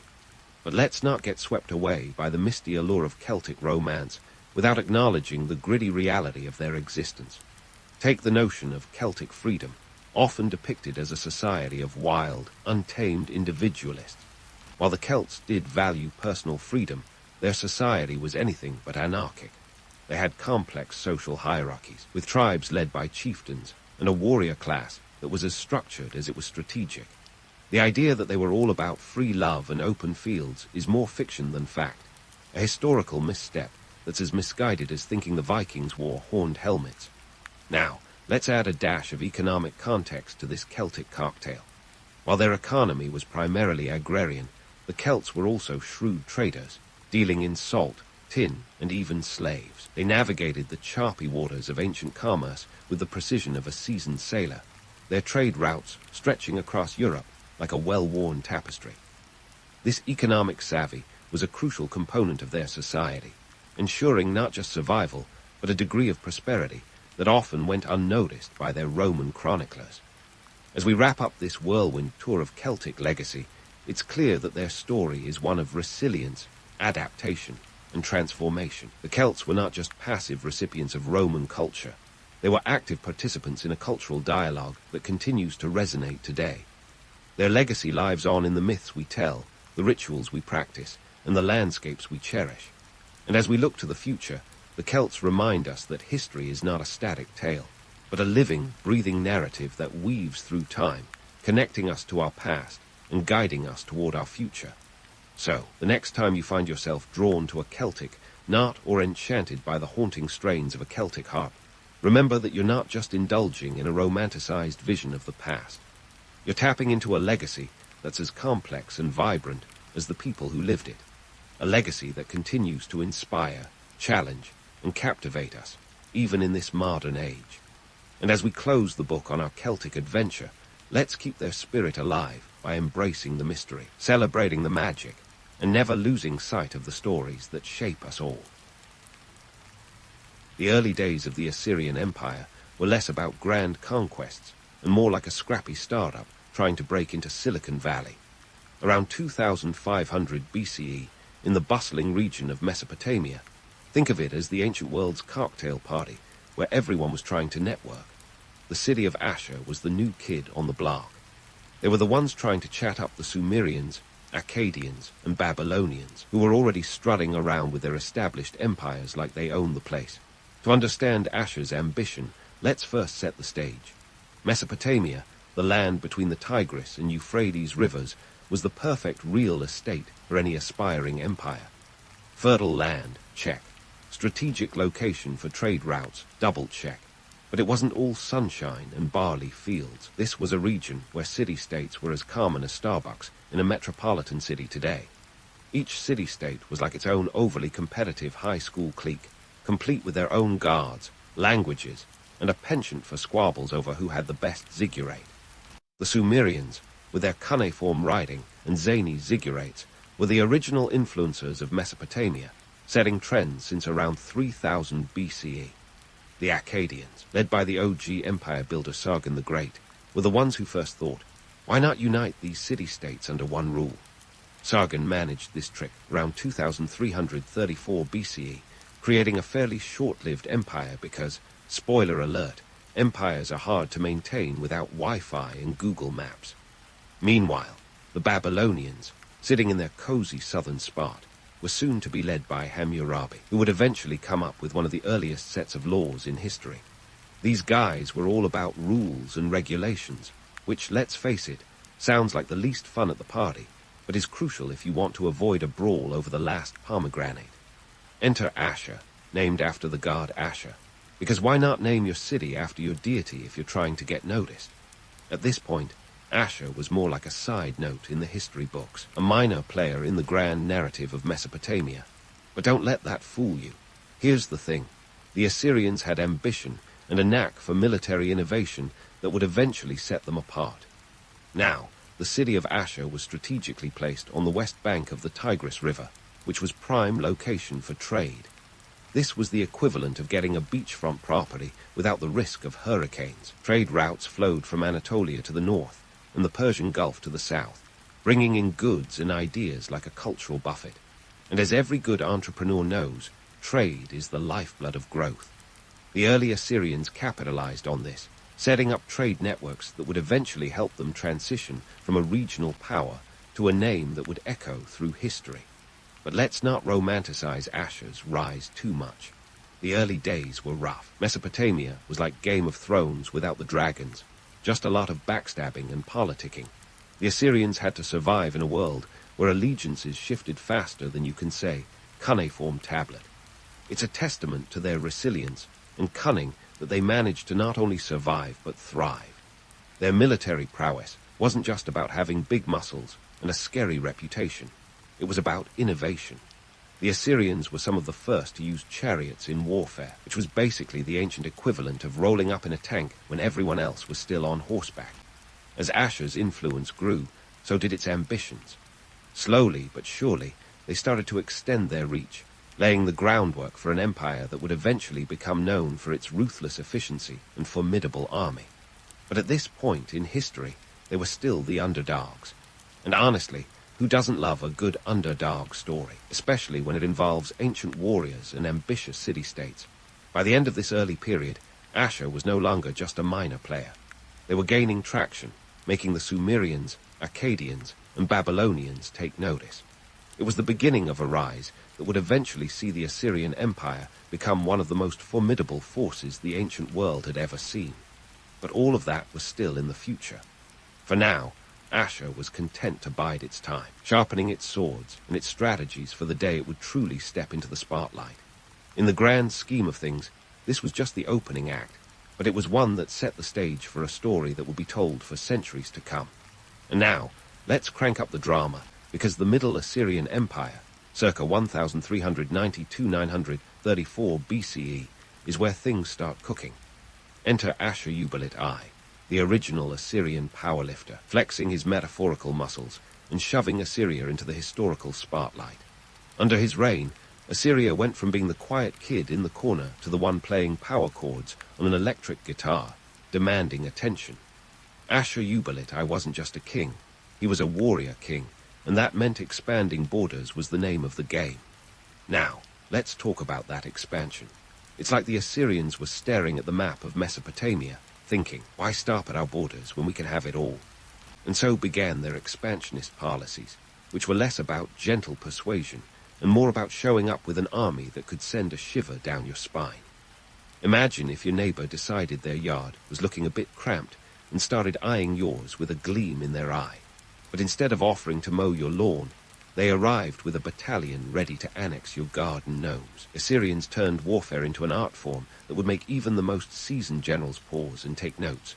They were pioneers in military innovation, making warfare not just about brute force, but about strategy and technology.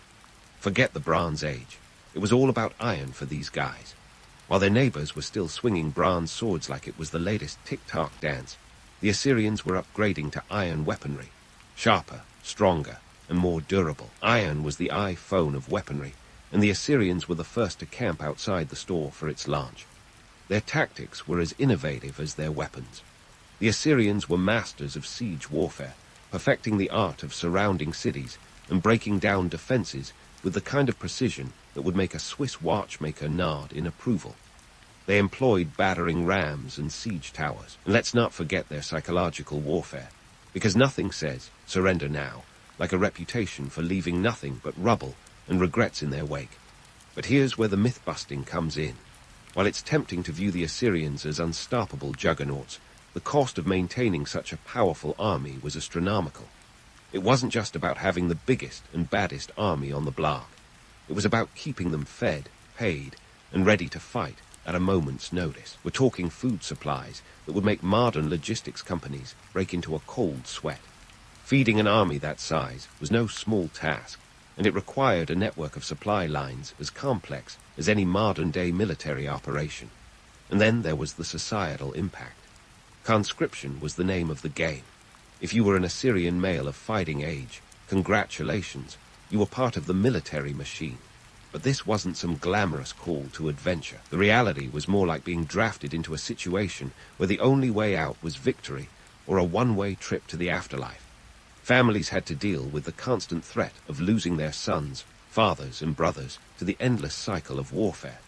Economically, the empire was a beast that needed constant feeding. The loot from conquests helped, sure, but it was a double-edged sword. Conquered territories meant more mouths to feed and more ground to defend. It was a precarious balance, like juggling flaming swords while riding a unicycle. It looked impressive until you considered the consequences of a misstep. All this expansion and warfare wasn't just for glory. It was about control. The Assyrians understood that to maintain their empire, they needed to control resources and trade routes. The more territory they seized, the more they could command the flow of goods, from precious metals to agricultural produce. This was Empire Building 101, and the Assyrians were writing the textbook. The expansionist policies of the Assyrians were driven by both ambition and necessity. They wanted to be more than just another Mesopotamian power. They wanted to be the asterisk Mesopotamian power. But as history often teaches us, ambition comes with a price tag. And for the Assyrians, it was a price that was paid in blood, sweat, and iron. So, while it's easy to get swept up in the romance of a warrior king and his unstoppable army, the reality was far more complex. The Assyrians were mighty, yes, but their might was tempered by the harsh realities of empire building. They had to balance ambition with pragmatism, innovation with tradition, and expansion with consolidation. It was a high-wire act that would test the limits of any ruler, but under Ashur-uballit I and his successors, the Assyrians were more than up to the challenge. As we leave this chapter of Assyrian history, remember that the story is far from over. The Middle Assyrian Empire set the stage for one of the most formidable forces the ancient world would ever see. But for now, let's just appreciate the art of war they perfected, the empire they built, and the reality they faced, all with a wry smile and a nod to the complexities of history. Stay tuned, because this saga is just getting started. As the Assyrians shifted gears from the Middle Assyrian Empire to the Neo-Assyrian powerhouse, they were like a band evolving from garage rock to headlining stadium tours. The years 911 to 609 BCE saw the Assyrian Empire reach its zenith, and it wasn't just about brute strength anymore. It was about sophistication, organization, and dare we say, a bit of swagger. Kings like Tiglath-Pileser III and Sargon II were the Mick Jaggers and Freddie Mercurys of their time, taking the empire's expansion to an epic scale. Tiglath-Pileser III, who reigned from 745 to 727 BCE, wasn't content with just holding a powerful army. He reorganized it into a standing force that would put today's military-industrial complex to shame. This wasn't just a rabble of conscripts. It was a professional army, ready to march on a moment's notice. And march they did, expanding Assyrian control over the Middle East with the enthusiasm of a kid in a candy store. Under Tiglath-Pileser III, the empire swallowed up parts of Anatolia, Syria, and Babylonia like they were appetizers at a royal banquet. But what really set Tiglath-Pileser III apart was his bureaucratic finesse. This guy knew that conquering was only half the battle. Governing was the real trick. He divided the empire into provinces, each with its own governor, ensuring that local issues could be managed without the need for constant oversight from the top. This was bureaucracy that actually worked, a concept as rare then as it is today. And let's not overlook the propaganda machine that Tiglath-Pileser III crafted, a symphony of stone carvings, inscriptions, and grandiose narratives that spun tales of divine favor and military invincibility. Move over Madison Avenue, because Assyrian scribes were the original spin doctors, presenting the king as a hero favored by the gods. These tales weren't just for local consumption. They were messages to the world that the Assyrian Empire was here to stay. Sargon II, who followed Tiglath-Pileser III, picked up the mantle with gusto. His reign from 722 to 705 BCE was marked by even more territorial gains and a flair for architectural ambition. Sargon II founded the city of Djur-Sharukin, a newly minted capital that embodied the empire's might. Imagine a city so grand it would make modern urban planners weep with envy, complete with palaces, ziggurats, and impressive walls. This was a king who understood the power of image, and Djur-Sharukin was his grand canvas. However, beneath all the grandeur, the empire's aggressive policies were sowing seeds of future trouble.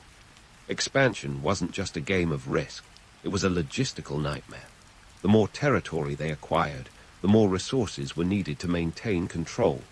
And let's be honest, the Assyrians weren't exactly winning any hearts and minds. Their reputation for brutality, siege tactics that left cities in ruins and deportations that scattered populations, made them about as popular as a surprise tax audit.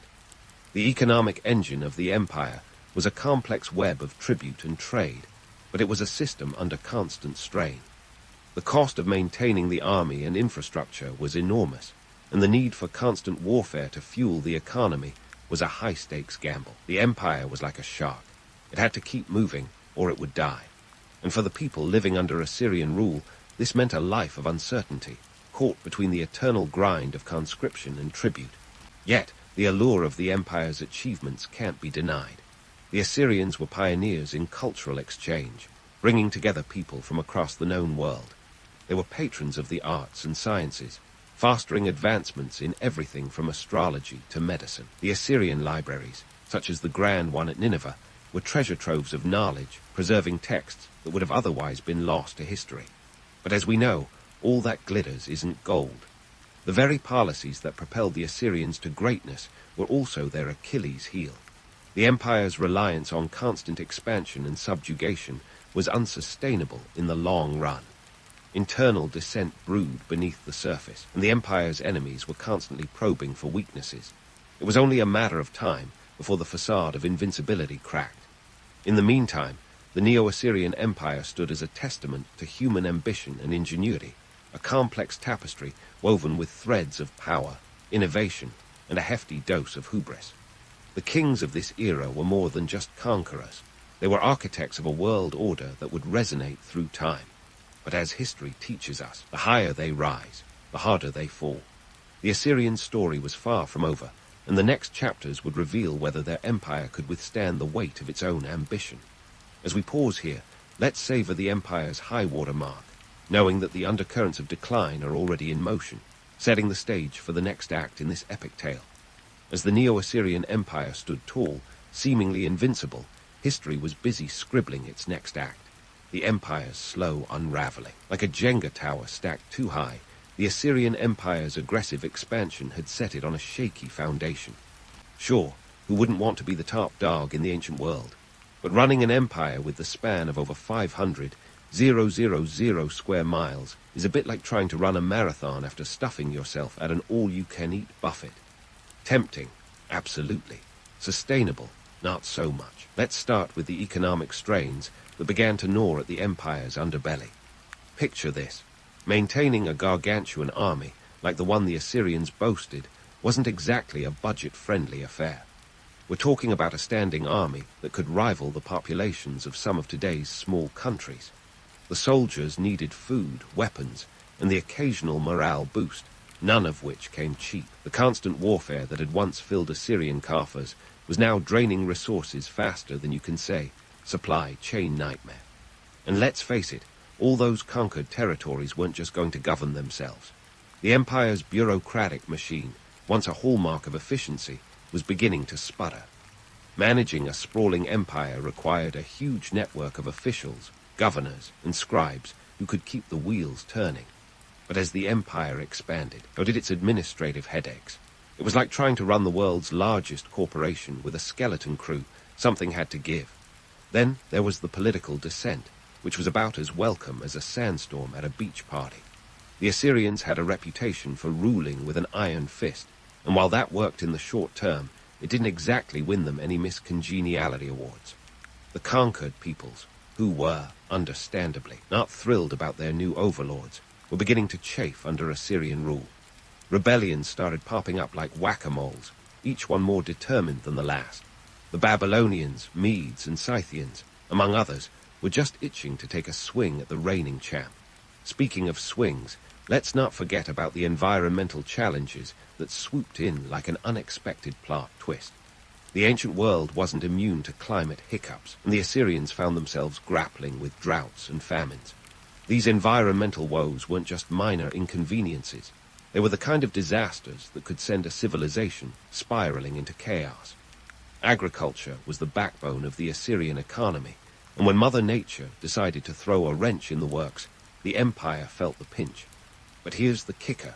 The very tactics that had propelled the Assyrians to greatness were now contributing to their downfall. The empire's reliance on constant expansion wasn't just ambitious, it was unsustainable. The more territories they acquired, the more resources they needed to keep everything running smoothly. It was like trying to fill a bucket with a hole in it. You can keep pouring water in, but it's never going to stay full. The internal dissent and costly wars were like cracks in the empire's facade. But the final blow came in 612 BCE with the sacking of Nineveh. This wasn't just any city. It was the beating heart of the Assyrian Empire, a symbol of their power and glory. When a coalition of Babylonians, Medes, and Scythians decided to take a shot at the big leagues, they laid siege to Nineveh with a vengeance. The city fell after a 3-month siege, and the once mighty Assyrian Empire crumbled like a sandcastle at high tide. The fall of Nineveh was more than just a military defeat. It was the end of an era. The city's demise marked the point of no return for the Assyrians, a moment when the empire's ambitions finally outstripped its capabilities. The echoes of that fall reverberated throughout the ancient world, a cautionary tale of what happens when ambition and reality collide. As we press pause on this chapter, remember, the saga of the Assyrians isn't over yet. The remnants of their empire would continue to influence the region, and their legacy would live on in the cultures that followed. For now, let's take a moment to reflect on the rise and fall of a powerhouse that reached for the stars, only to be brought down by the weight of its own ambitions. Stay tuned, because the next part of this tale will explore how the echoes of the Assyrian Empire continue to shape the ancient world in ways that are still felt today. Now, let's untangle the tapestry woven by the Assyrians, who have left threads that stretch beyond their own epoch. Picture the legacy of the Assyrian Empire like a well-worn book that continues to inspire and caution readers across generations. These guys weren't just about wielding swords and conquering lands, though they did plenty of that too. The Assyrians left an indelible mark on military strategy, administration, and culture that echoes in the corridors of history, much like an ancient rock band whose tunes still get airplay. First, let's talk military strategy. If you think the Assyrians were just about brute force, think again. They were the Steve Jobs of warfare, revolutionizing military tactics with a flair for innovation that would make even the most seasoned generals nod in approval. We're talking about the development of a professional standing army, no more ragtag bunches gathered at the last minute. This was a well-oiled machine, ready to steamroll its way through the ancient world. The Assyrians mastered the art of siege warfare, using battering rams and siege engines that would send chills down the spines of their adversaries. And let's not forget their psychological warfare. The Assyrians knew that reputation was half the battle, and their penchant for leaving a path of destruction was as much a strategic move as it was a warning. Administration, however, was where the Assyrians truly shone. Imagine managing an empire sprawling over 500,000 square miles without a single spreadsheet or email in sight. Talk about a logistical nightmare. Yet, the Assyrians pulled it off with a bureaucratic system that was ahead of its time. They divided their empire into provinces, each overseen by a governor who reported back to the king. This decentralized approach allowed for local issues to be handled swiftly and efficiently, a model that echoes in modern federal systems, not to mention their scribes. These guys were the original data analysts, keeping meticulous records that would give any modern accountant a run for their money. Culturally, the Assyrians were no slouches either. Sure, they were known for their military might, but they were also patrons of the arts and sciences. Their libraries were vast repositories of knowledge. The library at Nineveh, for instance, was a treasure trove that preserved texts on everything from astronomy to medicine, serving as a beacon of knowledge in a world often shrouded in darkness. The Assyrians also had a knack for grand architecture. Their palaces and ziggurats weren't just buildings. They were statements of power and prestige, crafted to awe and inspire. This was empire building not just with swords, but with stone and story. Now, let's get real about the romanticized image of the Assyrians as ruthless conquerors. It's true, they often ruled with an iron fist, and their military campaigns were as brutal as they were effective. But romanticizing them as mere bloodthirsty warriors misses the point. The Assyrian approach was as much about survival as it was expansion. They understood the geopolitical realities of their time. In a world where only the strong survived, they chose to be the strongest. Yet this strength was also their Achilles heel. The very tactics that brought them glory eventually led to their downfall, proving that power is a double-edged sword that can cut both ways. So, why does any of this matter today? Well, the Assyrian saga is a classic tale of ambition and hubris, a lesson in the timeless struggle for power. Their story is a reminder that empires, no matter how mighty, are built on foundations of sand.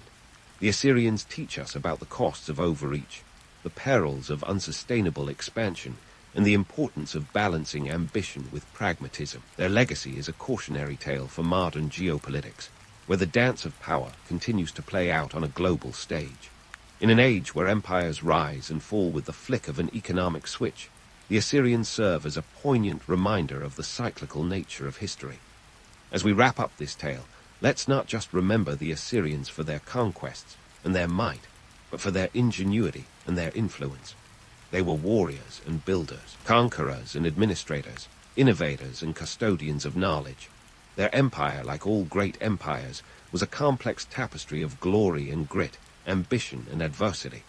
And while they may have fallen, their legacy endures, woven into the fabric of human history, a testament to the enduring power of human ambition and the lessons learned from its pursuit. So, as you drift off to sleep, let the echoes of the Assyrian Empire remind you of the delicate balance between power and its price, a story as old as civilization itself and as relevant as ever. The Shang Dynasty story kicks off like an archaeological detective novel, but with fewer fedoras and more bronze. Imagine this. It's late 19th century China, and farmers in Anyang are unearthing something more impressive than ancient pottery shards. They're finding oracle bones, inscribed with questions to the gods on everything from weather forecasts to whether the king should have pork or chicken for dinner. These bones were the first whispers of the Shang dynasty's existence, a civilization running the show from 1600 to 1046 BCE, before it was cool to have a written language. Now, before we get too carried away with the mystical allure of oracle bones and the tantalizing whiff of ancient incense, let's ground ourselves in some stone-cold facts. The Shang dynasty wasn't just about mystical soothsaying. It was about power, bronze, and well, more bronze. You see, the Shang had a particular fondness for this copper-tin cocktail, creating everything from weapons to ritual vessels, making them the trendsetters of the Bronze Age. They were the Louis Vuitton of ancient China, if Louis Vuitton specialized in heavy metal rather than leather handbags. The real-life treasure hunt began when a few savvy scholars and archaeologists decided to dig deeper. Fast forward to the 1920, and the bustling city of Anyang was no longer just about rice paddies. It was the site of the ancient Shang capital, Yin, and it was brimming with historical goodies. Archaeologists like Lai Jai, the Indiana Jones of his day, stepped in and started piecing together the puzzle of the Shang dynasty. They found palaces, tombs, and more bone collections than a dog's dream. This wasn't just a random collection of artifacts. It was a civilization that had a serious thing for organization and a flair for dramatic burials. Speaking of burials, the Shang weren't shy about their afterlife affairs. Tombs from this era were more elaborate than your average rock pile. They contained everything from chariots to human sacrifices. Yes, you heard that right. When a Shang king died, he didn't go alone. Servants, soldiers, and even the odd concubine might join the party, whether they liked it or not, all in the name of royal company in the afterlife. Let's just say, the job security for a Shang servant was a bit of a double-edged sword. Now, let's talk shop about the first kings of the Shang dynasty, who have names that sound like they came from a fantasy novel. Cheng Tang, the founder, and his successors, whose tales are as much fact as they are legend. Cheng Tang supposedly overthrew the last ruler of the Xia dynasty, a fellow named Jai, who was your quintessential tyrant. Think of Jai as the ancient Chinese version of a corporate villain, with a penchant for excess and a knack for making enemies. Tang, ever the opportunist, took him down in a coup that feels like the stuff of Hollywood blockbusters. The reality, though, likely more about strategic alliances and less about dramatic sword fights in the moonlight. Cheng Tang's legacy wasn't just about deposing a tyrant. It was about laying down the law, literally. The Shang were big on rules and governance, setting up a political system that laid the groundwork for future dynasties. They were like the bureaucratic pioneers, with a capital city that was an administrative hub buzzing with officials, clerics, and enough scribes to fill an ancient call center. As for the legendary status of Shang kings, well, they're a bit of a mixed bag. On one hand, you have the epic tales of their divine right to rule, handed down by the mandate of heaven itself. On the other hand, you have the archaeological evidence that paints a picture of rulers who were as human as the rest of us, prone to the occasional blunder, and more than a little obsessed with leaving behind a legacy. The Shang weren't just rulers. They were the first historical dynasty of China, which meant they had a lot to prove. In the realm of myth-busting, it's crucial to remember that while the Shang were indeed advanced for their time, they weren't exactly flying around on dragon boats. Their society was hierarchical, their lives were tough, and their afterlife beliefs were, let's say, a tad dramatic. But despite, or perhaps because of, these harsh realities, the Shang dynasty remains one of the most fascinating chapters in the tome of Chinese history. So, as we dig deeper into the sands of time, keep your eyes peeled for more tales of Bronze Age drama, political intrigue, the occasional human sacrifice. The Shang dynasty may have been buried for thousands of years, but its story is anything but dead. Stay tuned, because this is just the beginning of our journey into the heart of one of China's most enigmatic eras. As we edge deeper into the world of the Shang dynasty, let's swap out our mystical oracle bones for something with a bit more bite. Bronze. Forget about the modern obsession with silicon chips and smartphones. Back in the day, if you weren't clanging around with bronze, you were nobody. This copper tin alloy was the ancient world's answer to cutting-edge tech, and the Shang dynasty were the Bill Gates of this Bronze Age revolution. So, why was bronze such a big deal? Picture it as the ultimate multitasker. This metal wasn't just for making shiny trinkets. It was the backbone of the Shang economy and military might. We're talking weapons, tools, and those oh-so-ritualistic vessels that were the Instagram of their time, showing off wealth and status with every ceremonial pour. But getting your hands on bronze wasn't as simple as a walk in the park. It was more like one of those epic quests from a fantasy novel, except the dragons were replaced by the logistics of mining and smelting. Let's break down the nitty-gritty. To produce bronze, you needed copper and tin. Now, copper was reasonably widespread, but tin, that was the elusive unicorn. Most of the tin had to be imported from places as far-flung as modern-day Afghanistan or the Malay Peninsula. Imagine the logistical nightmare of transporting this stuff over thousands of miles without the luxury of GPS or even a decent road network. Yet somehow they pulled it off, creating a trade network that was the ancient equivalent of the Silk Road for metal. And the cost, eye-watering. Bronze wasn't cheap, which is why it was reserved for the elite. Think of it as the Tesla of the Shang period, exclusive, desirable, and a badge of honor. This exclusivity fed into the societal hierarchy, where owning bronze was akin to having a platinum credit card. It created a social divide that was as wide as the Great Wall would be centuries later, with the haves flaunting their bronze bling, while the have-nots were left wielding their sad old stone tools. Now, let's debunk a little myth here. The Bronze Age is often romanticized as a time of harmonious advancement and peace. But the reality, more Game of Thrones than a gentle stroll through history. Bronze wasn't just a status symbol, it was a tool of war. The Shang warriors wielded bronze weapons like they were going out of style, giving them a serious edge in battle. The result, a society constantly at the brink of conflict, with territory expansion and defense being the order of the day. Speaking of defense, the Shang's use of bronze drove technological advances that were light years ahead of their time. We're talking about the development of complex casting techniques to produce weapons and tools that were as deadly as they were durable. This wasn't just about making a pointy stick. It was about crafting an instrument of power. The Shang's mastery of bronze put them leagues ahead of their contemporaries, turning their armies into well-oiled war machines. But let's not gloss over the labor involved here. Producing bronze required a small army of workers, miners, smelters, and craftsmen who toiled away in conditions that would make a modern sweatshop look like a day spa. These workers were the unsung heroes of the Bronze Age, sweating it out in furnaces that could reach temperatures of over 1,000 degrees Celsius. It was a hard, dangerous, and thankless job, But without them, the Shang dynasty wouldn't have had its metallic backbone. The Shang's bronze obsession wasn't just a phase. It was a transformative force that reshaped their society. It altered trade routes, fueled economic growth, and cemented their status as the big dogs of the ancient Chinese plains. It even seeped into their religious practices, with bronze vessels playing a key role in rituals designed to appease the ancestors and the gods. These rituals were a blend of fear and reverence, where the clang of bronze resonated with spiritual significance. In many ways, bronze was the silent partner in the Shang dynasty's success story, a testament to human ingenuity and ambition.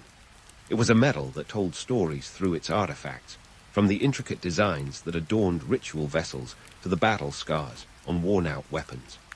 Bronze was more than just a material. It was a narrative thread that wove together the Shang's political, economic, and social tapestry. The romance of the Bronze Age might lure us with visions of noble warriors and mystical ceremonies, but the reality is far grittier.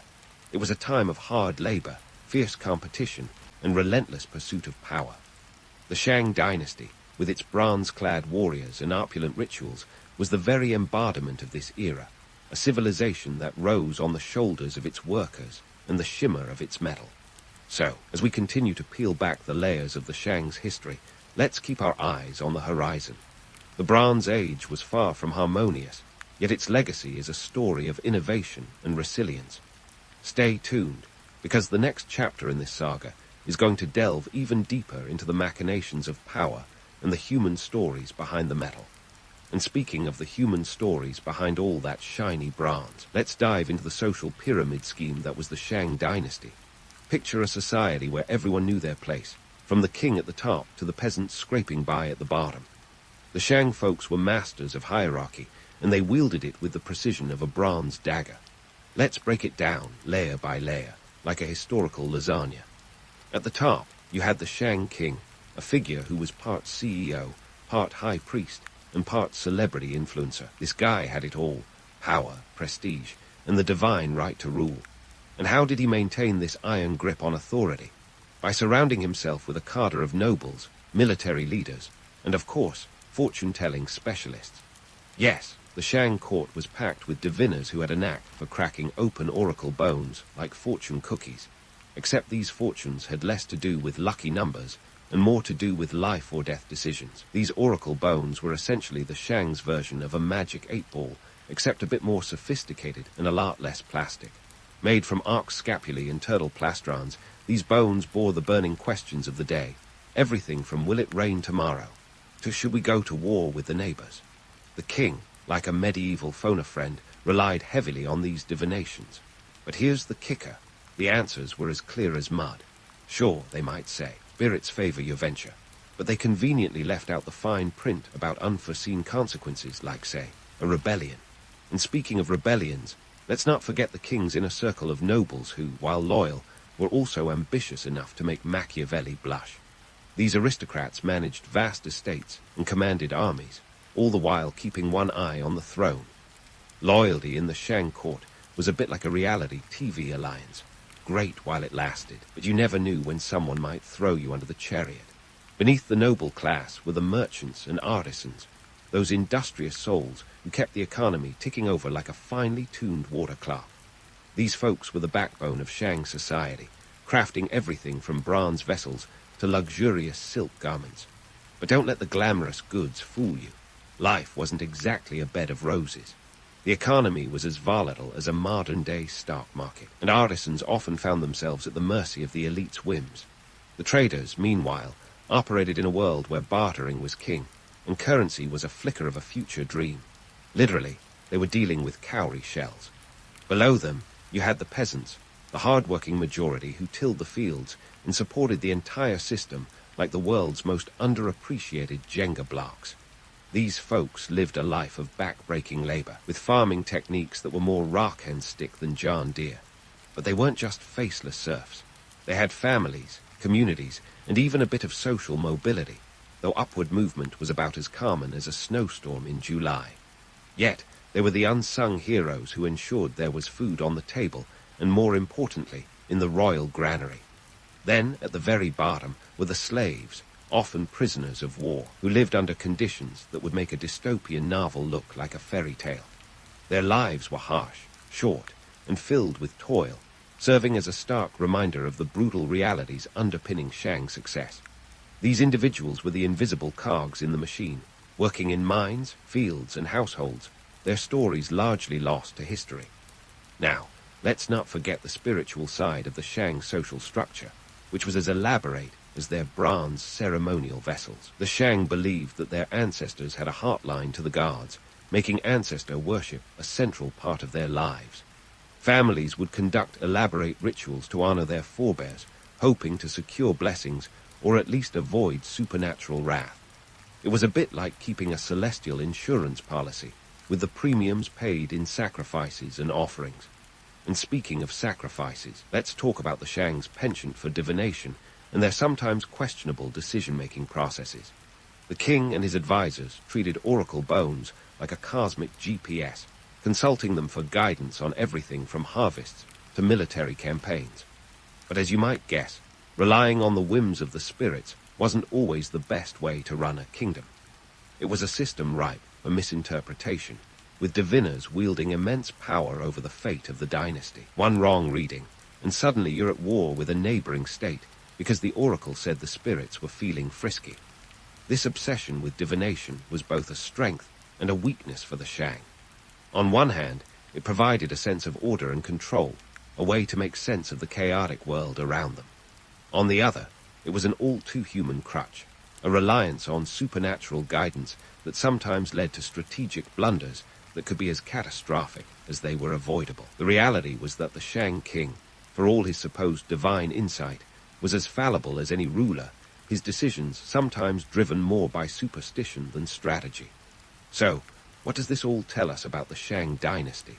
It was a society defined by its rigid hierarchy, its reliance on bronze and divination, and its incredible capacity for both innovation and brutality.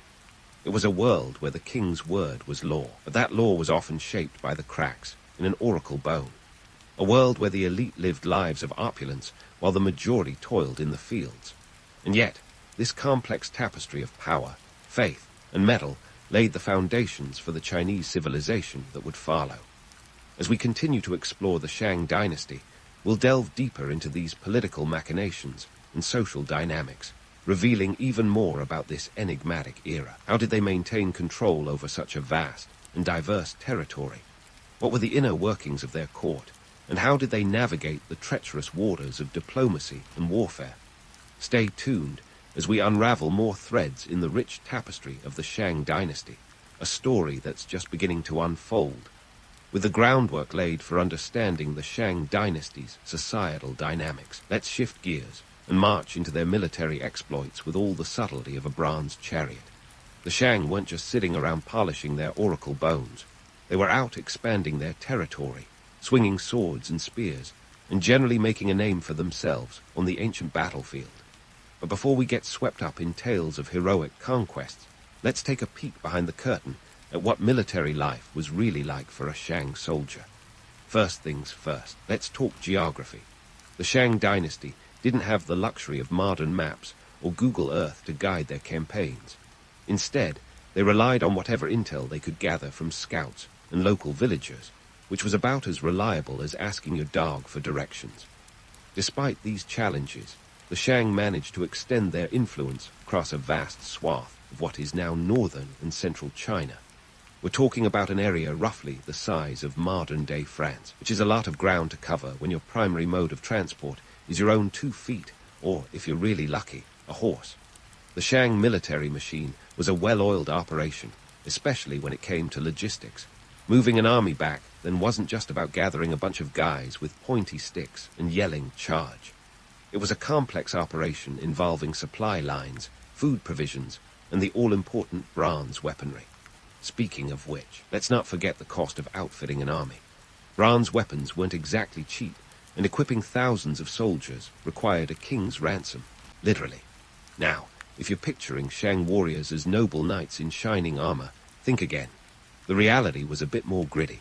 A typical Shang soldier wore armor made from leather or animal hide, which offered about as much protection as a wet paper towel against bronze-tipped arrows, and those heroic battlefield charges, more like a slow trudge through mud, weighed down by armor, weapons, and the occasional bout of dysentery. Yes, disease was as much an enemy as any rival state, cutting down soldiers faster than any sword. As for their opponents, the Shang weren't just waging war for fun. Their neighbors included some formidable foes, such as the Zhou and the Dangi, who weren't exactly rolling out the welcome mat for Shang expansion efforts. This meant the Shang had to be strategic, using a combination of brute force and clever diplomacy to keep their borders secure. And by diplomacy, I mean the kind of negotiations that often ended with a subtle, or not so subtle, threat of a full-scale invasion. Let's dive into some numbers, shall we? An average Shang military campaign could cover anywhere from 100 to 500 miles, depending on the target. That's a long trek when you're hauling gear and supplies through rugged terrain. The cost? Well, these campaigns could drain the royal coffers faster than a spending spree on a Black Friday sale. It's estimated that a single campaign could cost the equivalent of several tons of grain, not to mention the human cost in lives. One of the most infamous Shang military campaigns was against the rebellious state of Fang. This wasn't just a quick skirmish. It was a drawn-out affair that tested the limits of Shang military might. The Fang were dug in like ticks on a dog, and the Shang had to employ all their tactical prowess to finally bring them to heel. The victory was hard-won and came with a heavy price, but it solidified the Shang's reputation as a force to be reckoned with.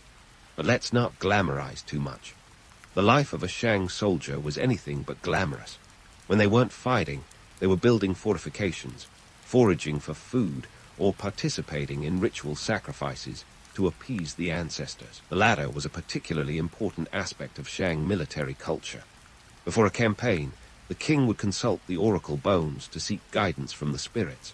A favorable divination might mean the difference between victory and defeat, though how much of that was due to divine intervention and how much was due to sheer hard work is anyone's guess.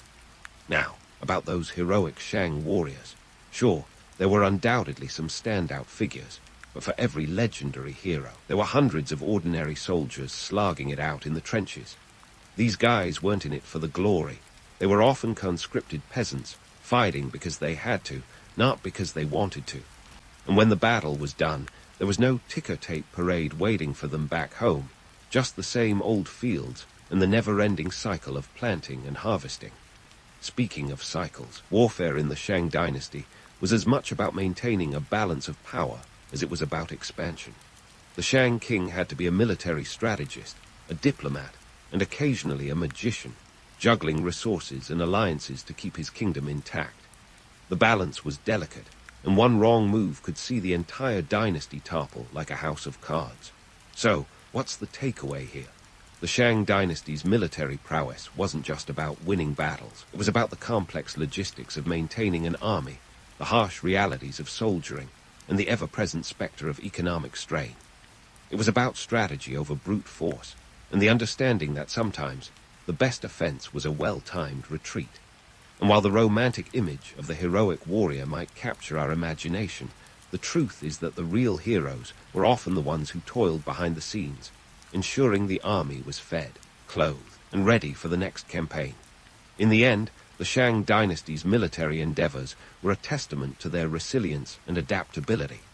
They may have been ruthless at times, but they were also pragmatic, understanding that the key to survival was as much about diplomacy and trade as it was about warfare.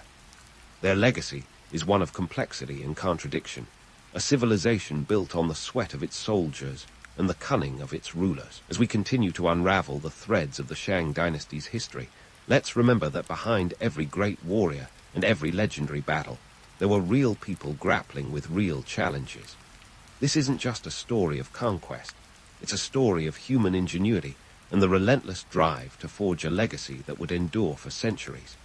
So, stay tuned, because the saga of the Shang dynasty is far from over, and there's still plenty of ground to cover in our exploration of ancient China's first historical dynasty. Now, let's take a deep breath and wade into the murky waters of the Shang dynasty's decline.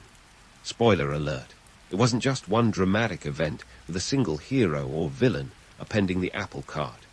Picture it more as a slow-motion car crash, where everyone saw it coming but couldn't quite get out of the way. The Shang dynasty didn't just end with a bang. It fizzled out with a series of unfortunate events, leaving the door wide open for the Zhou to waltz in and claim the spotlight. First up on our list of Shang troubles, internal strife. You see, running a dynasty is a bit like running a family business, except your relatives might literally stab you in the back for a chance at the top job. Shang kings, especially the later ones, faced pressure from ambitious nobles who were less loyal vassals and more Game of Thrones understudies. These nobles controlled vast lands and armies, and their loyalty was as fickle as a cat's affection. The kings tried to keep a lid on it, but let's be real. Juggling power-hungry aristocrats is like herding cats with a water pistol. Then there's the economic angle. Maintaining an empire isn't exactly cheap, and the Shang were no strangers to financial woes. The cost of constant warfare, along with the lavish lifestyle of the elite, drained the royal coffers faster than a teenager with a credit card. This economic strain made it tough to keep the wheels of the state turning smoothly. You can only squeeze so much out of your peasants before they start getting ideas. Ideas like maybe they don't want to fund your next bronze binge. Now, let's talk about the external pressures. The Shang weren't the only players on the field. Neighboring tribes and states, like the aforementioned Zhou, were watching Shang's every move, waiting for a chance to pounce. The Zhou, in particular, were a crafty bunch with ambitions of their own. They weren't just sitting around knitting. They were building alliances, strengthening their military, and waiting for the perfect moment to strike. And strike they did, in 1046 BCE, with a campaign that would make any military strategist proud. The Battle of Mui was the showdown where the Shang met their Waterloo. The Zhou forces, led by King Wu, outmaneuvered the Shang, whose forces were reportedly diminished by the internal strife and dwindling resources.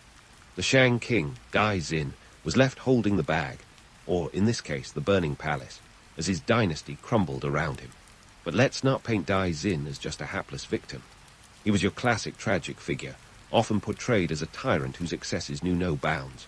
Think of him as the rock star who took the sex, drugs, and rock and roll lifestyle a bit too literally. His penchant for extravagant parties and questionable decisions didn't exactly endear him to his subjects, making him the perfect scapegoat for the dynasty's decline. Of course, it's easy to blame everything on one bad apple, but the truth is, Dai Xin was more of a symptom than the cause. The rot had set in long before he took the throne, and therein lies the myth-busting bit. The fall of the Shang wasn't just about one bad king making terrible decisions. It was a perfect storm of internal discord, economic mismanagement, and external threats converging to topple what was once a mighty dynasty. The notion of a single, dramatic downfall is far more appealing, sure, but reality tends to be messier and a lot less cinematic. Fast forward to the Zhou dynasty, who took the Shang's collapse as a golden opportunity to hit the reset button. They introduced the Mandate of Heaven, nifty little piece of political propaganda that justified their rule as divinely sanctioned. It was the ancient equivalent of God wants me to be in charge, and it gave the Zhou the moral high ground they needed to consolidate power. They learned from the Shang's mistakes, building a more decentralized government that gave regional lords more autonomy, essentially throwing a bone to the power-hungry nobles to keep them happy. But what about the Shang's legacy? Despite their fall, the Shang left a lasting impact on Chinese history. They were the pioneers of written language, bronze metallurgy, and centralized governance. Their advancements in these areas laid the groundwork for future dynasties. The Shang might have been down, but they weren't forgotten. They were the original rock stars of ancient China, and their influence can still be felt today. Their oracle bones are the earliest known examples of Chinese writing, and their techniques in bronze casting were unmatched in their time. In the end, the Shang dynasty's story is one of ambition, innovation, and inevitable decline. It's a tale as old as time, with power struggles, economic woes, and external threats playing out like a historical soap opera. The Shang were a product of their era, and their rise and fall offer valuable lessons for any would-be empire. As we wrap up our journey through the sands of time, let's remember that history is rarely black and white. It's a tapestry of human ambition and folly, woven with threads of triumph and tragedy. So there you have it, the Shang dynasty, in all its bronze-clad, oracle-reading, empire-building glory. A tale of rise and fall, of power and politics, and of a legacy that continues to shape the world today. Whether you're a history buff or just a curious traveler through time, the story of the Shang Dynasty is a testament to the enduring human spirit and the relentless march of history. And with that, we've reached the end of our journey into the heart of one of China's most fascinating eras. Thanks for tuning in, and remember, the past is never just the past. It's a living, breathing narrative that's always ready to teach us something new. Hernán Cortés, the man who somehow skated his way into the annals of history with the title of Conquistador Extraordinaire, was born in the small town of Medellin, Spain, in 1485. Despite what you might expect from someone with such a grandiose legacy, Cortés's beginnings were about as humble as they come. His parents, Martin Cortés and Catalina Pizarro, were minor nobility. Think of them as the medieval version of upper middle class. They had the title, but not much of the cash to go with it, which meant young Hernán was sent off to study law at the University of Salamanca, the Harvard of its day. Spoiler alert, he dropped out faster than you can say legal brief. By the time 1504 rolled around, Cortés was a restless 19-year-old, itching to leave behind the dusty lecture halls and his equally dusty prospects in Spain. The New World was calling, a land of opportunity, and more importantly, opportunity to make a name for oneself. So he hopped on a ship to Hispaniola, now the Dominican Republic and Haiti, with dreams of fortune, fame, and maybe a little adventure. Arriving in the Caribbean, Cortés didn't exactly set the world on fire immediately. Instead, he took on various bureaucratic roles, essentially playing the colonial version of a desk jockey. But even paper pushers can have dreams of glory, and his eyes were set on Cuba. Now, Cuba in the early 16th century was the Wild West meets tropical paradise. In 1511, Cortés joined the expedition led by Diego Velázquez, the guy who would become Cuba's first governor. Velázquez was to Cortés what the rich uncle is to the struggling nephew in countless sitcoms, an opportunity for upward mobility. Cortés assisted in the conquest of Cuba, proving himself to be quite the capable administrator. However, if you think this was some grand, chivalrous venture, think again. The conquest was brutal, with the indigenous Taino people suffering greatly under Spanish rule. Cortés, always the opportunist, managed to snag a nice chunk of land and some political clout. Fast forward a few years, and Cortés had weaseled his way into Velázquez's good books, or so he thought. In 1518, Velázquez appointed him to lead an expedition to Mexico. But here's where things get juicy. Velázquez, ever the cautious type, had a change of heart, suspecting Cortés might have ambitions of his own. Imagine that. As Velázquez pondered his decision, Cortés got wind of the governor's cold feet and decided to skip town before any official cancellation could rain on his parade. In 1519, Cortés gathered a ragtag fleet of 11 ships, about 500 soldiers, and a motley crew of fortune-seekers, and set sail for Mexico. But wait, there's a plot twist that could have come straight out of a pirate movie. Cortés, in a legendary act of commitment, or maybe sheer madness, decided to scuttle his ships upon arrival on the Yucatan Peninsula. Imagine that. You've just managed to cross the Atlantic, only to watch your ticket home go up in flames, literally. The myth goes that he burned the ships to prevent any thoughts of retreat among his men, but the reality was a bit more practical. He didn't burn them all. Some were dismantled for parts. Still, the symbolism was clear. No turning back now. The absurdity here is palpable. Cortés, the dropout turned desk clerk turned conquistador, standing on a foreign shore with nowhere to go but forward.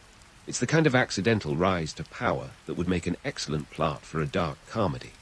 Cortés had no royal decree, no official backing, just a wild gamble that somehow paid off. It's like he rolled the dice, betting everything on a game he barely knew how to play, yet kept winning.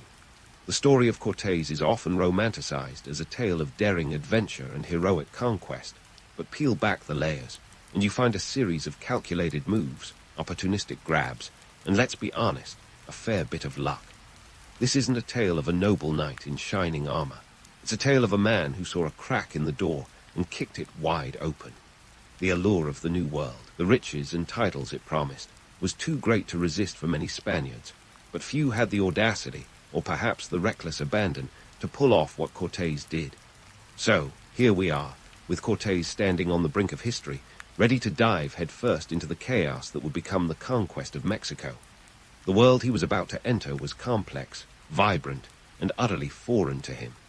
Yet, with a mix of bravado and a keen sense for opportunity, Cortés set the stage for one of the most dramatic episodes in the history of exploration. As we unfold this saga, keep in mind the blend of myth and reality that surrounds figures like Cortés. The legends are seductive, but the truth is often more intriguing, if not a little less flattering. And so we find ourselves on the Yucatan Peninsula in 1519, with Hernán Cortés staring out at a land as alien to him as Mars. Imagine the scene. Dense jungles, sweltering heat, and towering pyramids that would make even the most seasoned traveler pop an eyebrow or two. This wasn't just a new world. It was an entirely different universe, complete with its own complex web of cultures, languages, and alliances that Cortés was about to dive headlong into, armed with little more than bravado and an uncanny knack for persuasion. First up in the Cortés saga, the Tabascans, the locals who, let's just say, were not rolling out the welcome mat. No surprise there, considering the Spaniards were, in essence, a band of armed interlopers. After a skirmish or two, because what's a landing without a bit of sword rattling, Cortés managed to secure a tentative peace. In a twist of fate that would make even the most cynical historian raise a glass, the Tabascans gave him a set of gifts that included food, gold trinkets, and most importantly, 20 enslaved women. Enter La Malinche, or Malintzin, as she was known to her people, one of those women who would play a pivotal role in Cortés's conquest. Malinche was no mere translator. She was the linchpin in the complex game of diplomacy that Cortés was about to play. Fluent in Nahuatl and Yucatec Maya, she quickly became the indispensable intermediary between Cortés and the indigenous peoples. And let's not sugarcoat it. Malinche's role was a double-edged sword. On one hand, she was instrumental in helping Cortés navigate the political landscape of Mesoamerica, acting as his voice, and at times, his conscience. On the other, she has been viewed as a traitor by some, her name synonymous with betrayal in modern Mexican Spanish. But let's not forget the power dynamics at play. She was a woman caught in the tide of history, making choices in a world where her options were limited. Through Malinche, Cortés learned of the Aztec Empire's intricate web of tributaries and alliances. This was no monolithic state. It was a patchwork of city-states, many of which were less than thrilled with paying tribute to the Aztecs. Enter the Tartanacs, a group chafing under the oppressive thumb of Aztec rule. Seeing an opportunity, Cortés played the role of the sympathetic liberator, a classic case of the enemy of my enemy is my friend. He promised the Tartanacs freedom from Aztec demands in exchange for their support, which included warriors and provisions. This was no small feat, as the Tartanacs were skilled fighters with intimate knowledge of the terrain. And then, of course, there were the Tlaxcalans. Now, these folks were a different kettle of fish altogether. Fiercely independent and no fans of the Aztecs, the Tlaxcalans initially met Cortés and his men with hostility. Imagine the scene. Cortés, with his ragtag bunch of adventurers, facing off against thousands of Tlaxcalan warriors. It was a David and Goliath scenario, only this time David was armed with steel and gunpowder. After a series of bloody skirmishes, the Tlaxcalans decided that maybe, just maybe, their best bet was to hitch their wagon to this strange Spaniard who seemed to have a real knack for surviving against the odds. The irony here is rich. The so-called great conquistador, often portrayed as a lone European hero, was in reality utterly dependent on indigenous allies to do the heavy lifting. Cortés's success was not just a result of Spanish steel and gunpowder. It was built on the backs of local soldiers who had their own scores to settle. The narrative of Cortés as the solitary conqueror is as much a myth as dragons and unicorns. The truth is far more complex and, frankly, far more intriguing. As Cortés moved inland, his alliance with the Tlaxcalans would prove to be a masterstroke of diplomacy. They provided crucial manpower, local knowledge, and a base of operations for what would become the final push towards the Aztec capital, Tenochtitlan. But let's not get ahead of ourselves. Cortés still had a long way to go, both geographically and politically. The road to Tenochtitlan was paved with challenges, and each step forward was a test of his cunning and the fragile alliances he had cobbled together. So here we have it, a European adventurer who, by sheer force of personality and a fair bit of luck, managed to align himself with indigenous groups who had their own reasons for seeing the Aztecs fall.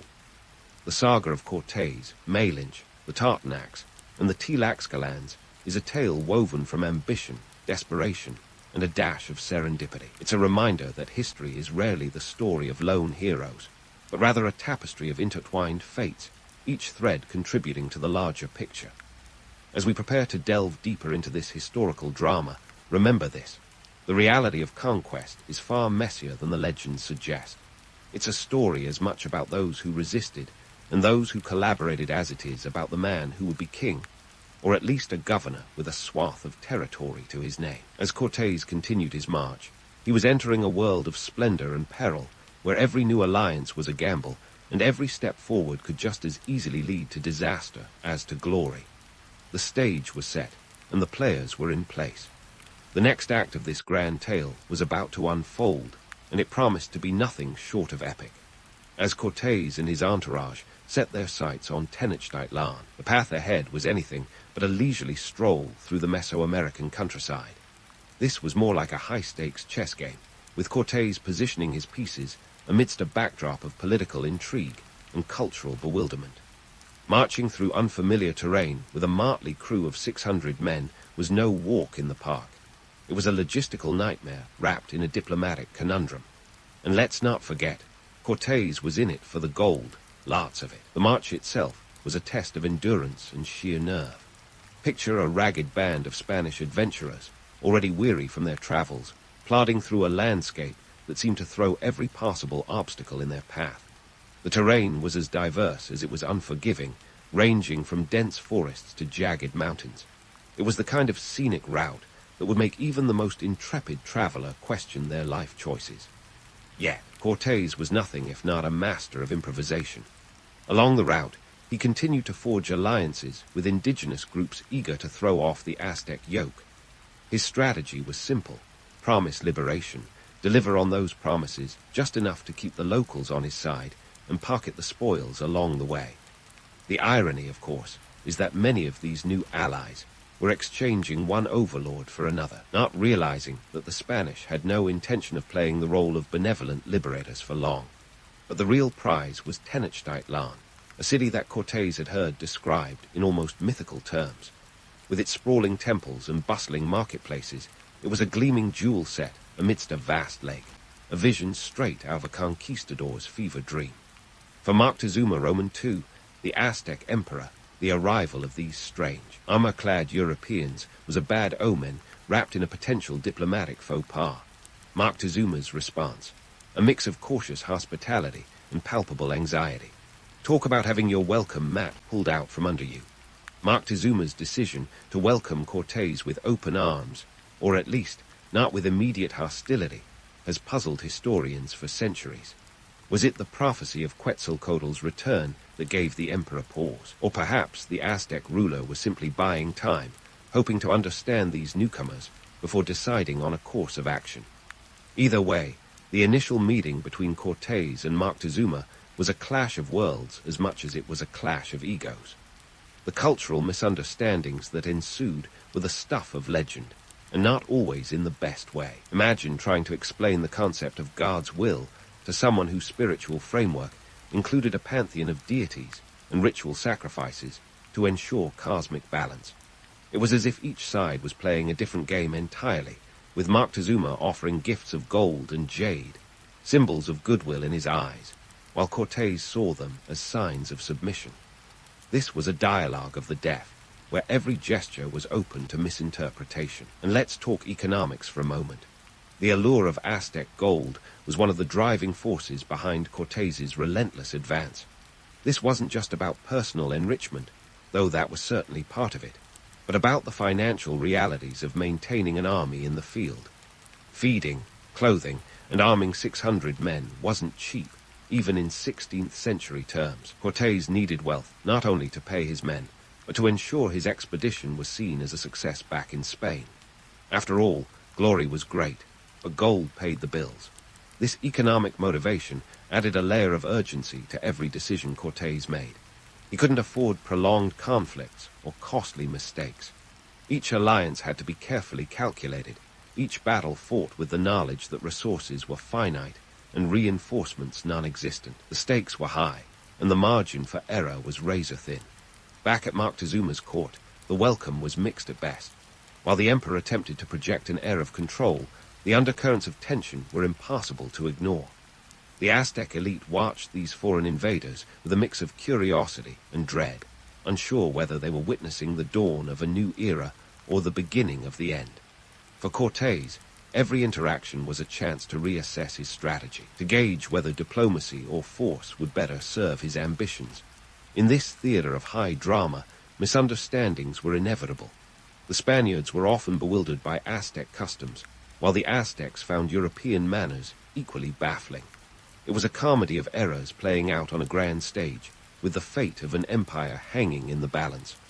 Moctezuma, ever the pragmatist, offered what he could to placate Cortés, perhaps hoping to buy time until a more decisive plan could be formulated. Meanwhile, Cortés found himself navigating not just the complexities of Aztec politics, but the very real threat of revolt within his own ranks. Keeping his men focused and loyal was no small feat, given the hardships they faced. Gold was a powerful motivator, but so was the promise of land and titles, a future secured by the spoils of conquest. Cortés needed to keep his men convinced that the risks were worth the rewards, even as the challenges seemed to mount with each passing day. As the march continued, the stakes rose ever higher. Every step towards Tenochtitlan was a step into the unknown, a journey fraught with peril and possibility. For Cortés, the path was clear. Press onward, seize the moment, and gamble everything on the hope of victory. Whether driven by ambition, necessity, or a bit of both, he was committed to seeing this venture through to its dramatic end. The stage was set for an epic confrontation, with Cortés and his men poised on the brink of history. The march towards Tenochtitlan was more than a physical journey. It was a test of will, a clash of cultures, and a race against time. The outcome was anything but certain, and the stakes could not have been higher. As Cortés continued his advance, the world watched with bated breath, awaiting the next act in this unfolding drama, a tale of ambition, conquest, and the relentless pursuit of fortune. The wheels of history were turning, and Hernán Cortés was barreling toward Tenochtitlan like a conquistador on a mission, literally. As he and his entourage approached the Aztec capital, they were about to embark on what could only be described as the finale to a season of epic drama. But let's be clear, this wasn't going to be a neatly wrapped conclusion. Instead, it was about to get messy, bloody, and tragically historic. When Cortés finally laid eyes on Tenochtitlan, the city didn't disappoint. It sprawled across an island in Lake Texcoco, connected to the mainland by a series of causeways like the world's most ambitious island resort. A surreal mix of Venice meets Machu Picchu. This wasn't just a city. It was a masterpiece of urban planning, home to around 200,000 people, a bustling hub that made European cities look like sleepy hamlets. Yet, within these awe-inspiring surroundings, tensions simmered like a pot about to boil over. The siege of Tenochtitlan in 1521 was a brutal affair, marked by a blend of medieval siege warfare tactics and the harsh realities of 16th century conflict. Cortés, never one to shy away from a gamble, launched his assault with a mix of European and indigenous forces. This was not a simple skirmish. It was a drawn-out ordeal lasting several months, with the Spanish and their allies slowly tightening the noose around the city. Here's where things get grim. The human cost of the siege was staggering. Tens of thousands of indigenous lives were lost, both warriors and civilians, caught in the lethal crossfire of the conflict. The Spanish and their allies blockaded the city, cutting off supplies and slowly strangling the life out of it. It was a war of attrition, and the Aztecs were on the losing side. The myth of Spanish superiority often gets bandied about like it's the gospel truth, but let's peel back the layers. Cortés's tactical maneuvers were certainly clever. He divided his forces to attack the city from multiple directions. A classic pincer move straight out of the military playbook. But the reality is that the Spanish success was as much about luck and timing as it was about strategy. Smallpox, that silent but deadly hitchhiker, was arguably Cortés's most effective ally. Introduced to the New World by Europeans, the disease wreaked havoc on the indigenous population, decimating their numbers and sapping their strength. In the grand narrative of Conquest, smallpox was the grim reaper lurking in the shadows, doing more damage than any sword or musket. And let's not forget the role of internal dissent within the Aztec Empire. The Aztecs were not a monolithic entity, but a coalition of city-states, many of which had their own agendas. When the chips were down, some saw an opportunity to settle old scores or to escape the burdens of tribute.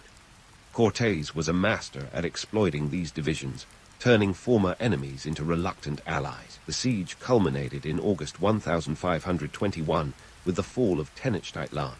Spanish sources, always keen to cast their actions in the best light, often gloss over the sheer devastation that followed. Bernal Diaz del Castillo, a foot soldier in Cortés's army, wrote of the chaos.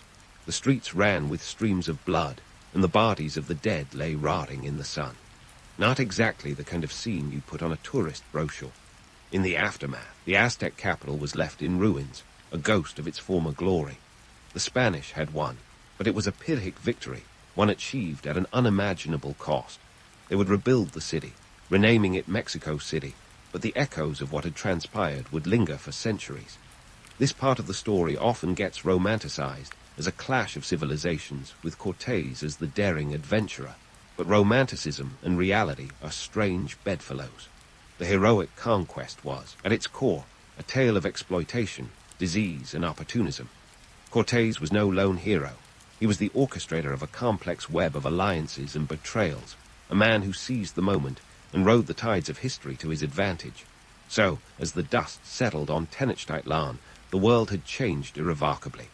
The Spanish had established their foothold in the New World, setting the stage for centuries of colonial rule. Yet, the Conquest was a bittersweet victory, a reminder that even the grandest of narratives are built on the bones of those who came before. As we prepare to delve into the final act of this saga, remember that history is a tapestry woven with threads of ambition, tragedy, and the relentless march of time. Cortés may have been the man at the helm, but the story is so much more than his alone. It's a tale of empires rising and falling, of cultures clashing and converging, and of a world transformed forever. And with that, we ready ourselves for the next chapter, where the echoes of Conquest will reverberate in ways both expected and unforeseen. As the echoes of cannon fire faded over the rubble of Tenochtitlan, the Spanish were left with the daunting task of building a new world order on the ashes of the old. Cortés, the man who had played the role of both architect and arsonist, found himself at the helm of what would become the Spanish colony of New Spain. Yet, the transition from conqueror to governor was anything but smooth. The collapse of the Aztec Empire wasn't just a change of rulers, it was a seismic shift in the social and political landscape. The Spanish imposed their own systems of governance, law, and religion, often with all the subtlety of a sledgehammer. Tenochtitlan was rebuilt as Mexico City, quickly becoming the nerve center of Spanish colonial rule in the Americas. The city that had once been a testament to Aztec ingenuity was transformed into a symbol of Spanish dominance, complete with cathedrals and colonial architecture that declared, "We're here to stay." Economically, the stakes were high. The Spanish crown, ever eager to see a return on its investment, demanded tribute and resources from the new colony. Cortés, now officially appointed as the governor of New Spain, was tasked with overseeing this flow of wealth back to Europe. The encomienda system was introduced, a kind of feudal arrangement that granted Spanish settlers control over local land and labor. In theory, it was supposed to ensure the protection and Christianization of indigenous peoples. In practice, it was little more than legalized exploitation, with indigenous communities forced into labor under brutal conditions. The long-term consequences for indigenous populations were devastating. Estimates suggest that the native population of Mexico, which was around 25 million at the time of contact, plummeted to just 6 million by 1620. Disease was the primary culprit, with smallpox and other European illnesses decimating communities that had no immunity. But let's not gloss over the fact that forced labor and the disruption of traditional ways of life also played significant roles in this demographic collapse. For the indigenous peoples, this was a cultural apocalypse. The Spanish dismantled existing social structures, replacing them with institutions that served colonial interests. Yet, despite the oppressive weight of colonization, the resilience of indigenous cultures shone through. They adapted, resisted, and found ways to preserve their heritage, even as they navigated the new realities imposed upon them. The fusion of Spanish and indigenous traditions gave rise to a unique cultural tapestry that still defines Mexico today. And then there's Cortés himself. To his contemporaries back in Spain, he was a hero, the man who had expanded the empire's reach and filled its coffers with American gold. But to the indigenous peoples, he was a villain, a symbol of the destruction and suffering wrought by European conquest. His legacy is a tangled web of contradictions, reflecting the duality of his actions. On one hand, he was a skilled leader and strategist, capable of uniting diverse groups under a common cause. On the other, he was an opportunist who exploited those alliances for his own gain. The myths surrounding Cortés often paint him as a solitary genius, a swashbuckling adventurer who single-handedly toppled an empire. But the truth is more complex. His success was built on the backs of indigenous allies who had their own reasons for joining his cause. Without the Tartanacs, the Tlaxcalans, and other indigenous groups, Cortés's expedition might have floundered before it even reached Tenochtitlan. The romantic image of Cortés as a lone hero is as misleading as it is appealing. Yet, the allure of the conquistador narrative persists. It's a story that resonates with the age-old themes of adventure, ambition, and the clash of civilizations. But beneath the surface lies a tale of exploitation, cultural upheaval, and the harsh realities of colonial expansion. It's a reminder that history is often written by the victors, with all the embellishments that come with that privilege. As we reflect on the enduring impact of these events on modern Mexico, it's clear that the echoes of the conquest are still felt today. Blending of Spanish and indigenous cultures has created a rich and diverse heritage, but it has also left deep scars. Issues of inequality, cultural identity, and historical memory continue to shape the national consciousness. The legacy of Cortés and the conquest is a complex tapestry, woven from threads of triumph and tragedy alike. So, as we wrap up this saga, let's remember that history is not just a series of dates and events. It's a living narrative, shaped by the people who lived it, and those who continue to grapple with its consequences. The story of Hernán Cortés and the conquest of Mexico is a testament to the power of ambition and the complexities of human nature. It's a tale that challenges us to look beyond the myths and face the reality of our shared past with open eyes and an open mind.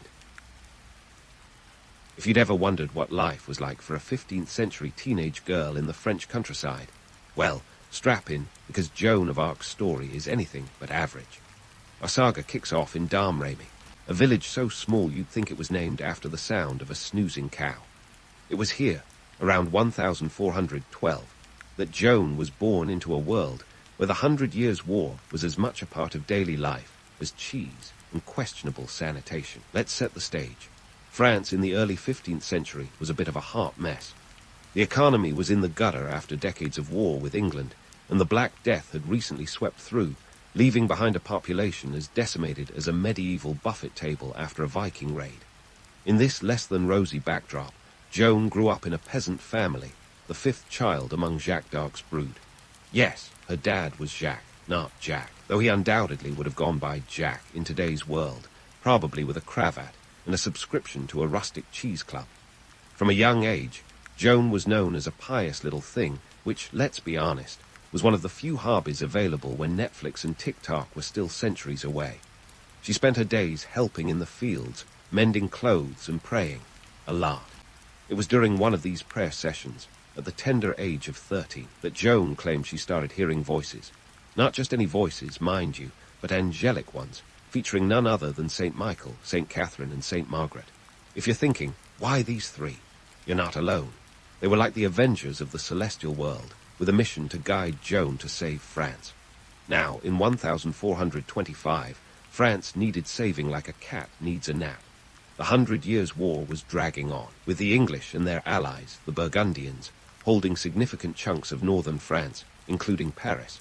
Charles Roman VII, the Dauphin of France, was hanging out in Chinon, desperately trying to figure out how to wear the crown without first wearing a target on his back. Enter Joan, who was convinced that these divine voices were telling her to see Charles and help boot the English out of France.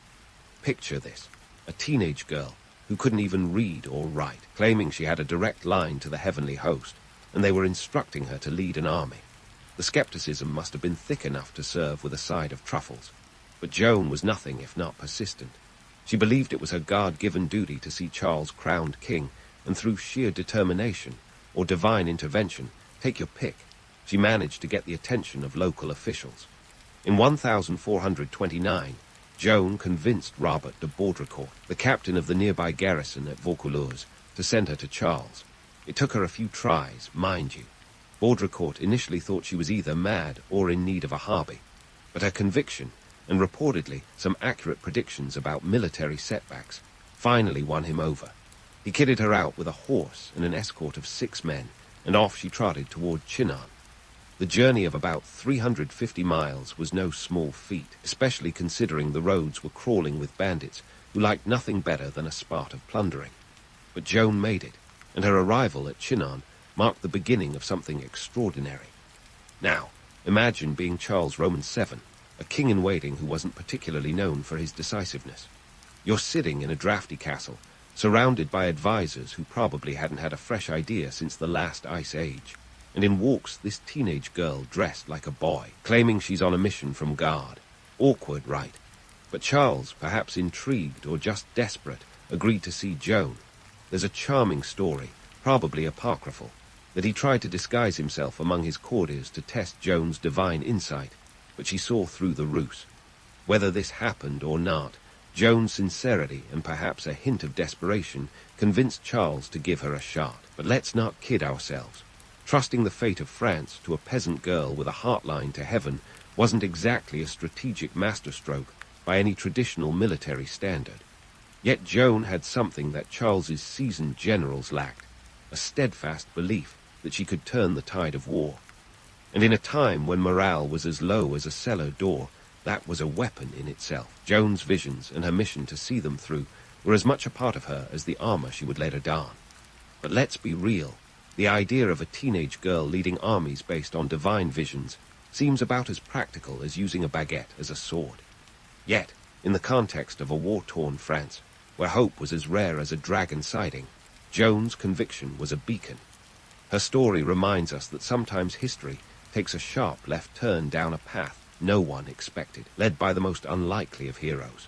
And with that, Joan set off to prove that sometimes the voices in your head are worth listening to, especially if they're telling you to save your country and not, say, to invent a new kind of cheese.